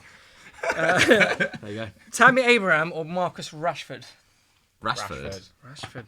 Fair enough. Yeah. Cool sushi. The person asked said thanks. So I'm just. Okay. That's what about the. I can't remember what question it was. No. Okay, thanks, Cool But Sushi. he's saying thanks. Aubameyang or Harry Kane? Aubameyang. There's no competition. Aubameyang's actually been quite bad since the start of 2019. His numbers have got worse every season. He's taken fewer shots. He's Do you taken mean lower. Kane? Oh yeah, sorry, Kane. He's taken lower quality shots. He's taken fewer of them. I think now if you look at his expected goals numbers, they're pretty much league average for a striker. Aubameyang, on the other hand, was top of the entire Premier League last season for expected goals and assists per 90 minutes, and also was joint Golden Boot winner despite playing in an at best dysfunctional Arsenal team. And even at the start of the season, where Arsenal have been woeful, they've been mid-table at best, they've probably been relegation level, he still managed to score in pretty much every game. You wouldn't say it was a vintage league campaign from Spurs last year, though. Sure, but Aubameyang hasn't even... There have been times where he hasn't even taken penalties for us, and the Spurs are still a lot better than Arsenal. Like, they are a lot better than Arsenal in pretty much every department. Fair. I'd still can see the comments on Flames now. I'd play Rashford over I'd be Kane happy for with England either, as well, to be honest. if I cared about England. No. He's better. He's better. He's actually better. He maybe suits that forward line a little bit more. To be fair, Rashford. Yeah. When everyone's fit, apparently someone called Darwin, it says he has posters of Pato on his bedroom. Cheers, bro. Creepy. Thanks. It's a bit weird, but all right. Jealousy. When everyone's fit, who should England's midfield be? Oh, well, I did my combined 11 for the first game of the Euros last week, and I went for Rice, Henderson, and Maddison. I didn't start Winks, but So not Jack Wilshere. not Jack Wilshere. Why don't you play the Ox over Henderson? I put Ox on the bench. Wiltshire will still be captain on the bench though. Well, But come I on. actually really like Jordan Henderson when he's Yeah. sort of used as a box-to-box player. I don't necessarily want him in that holding role.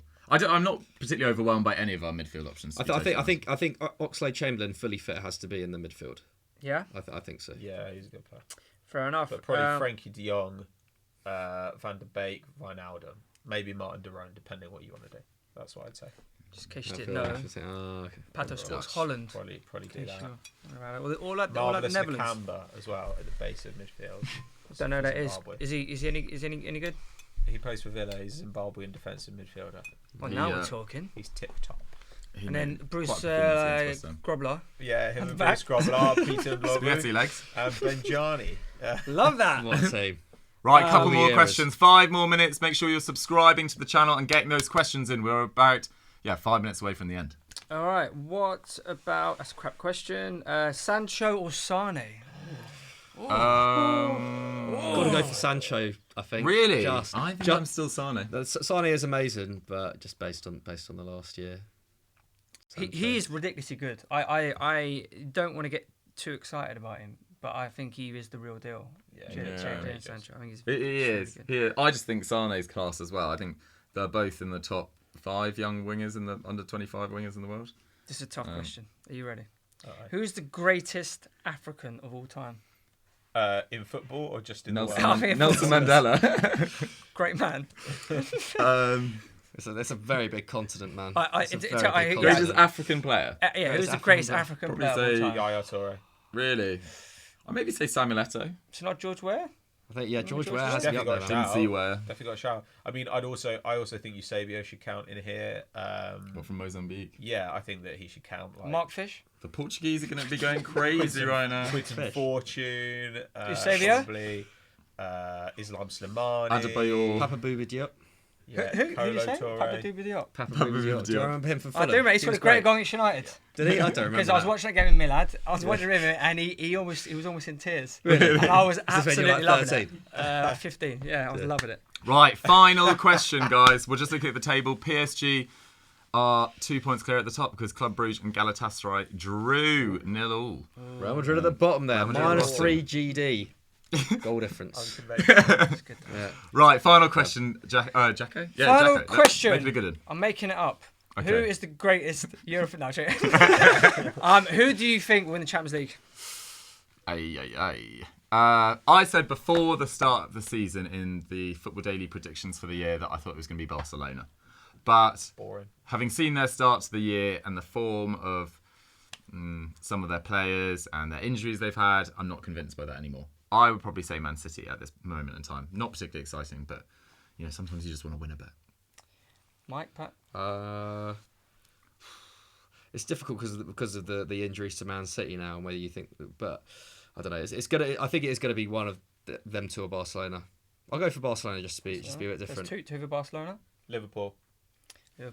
Jacko? I actually say Liverpool. I think the fact they won it last year, got to the final the year before. The thing is, like Liverpool in They still haven't Europe, lost the they knockout really game, have are they, on just the a clock? different beast at Anfield. Yeah. No, even if they are, as we saw, like they went into the second leg semi-final 3-0 down, and I honestly, because we actually did the stream, and I thought they might have a chance, like, because there is something about them at Anfield. I don't know, they're a very special beast. Yeah, in and the year European before that, competition. absolutely blitzing Man City Yeah. as well. They can really turn up at Anfield. You would not want to draw them in a two-legged tie. But thank you very much, gentlemen, for the first total football of the year. Absolutely, absolute cracker.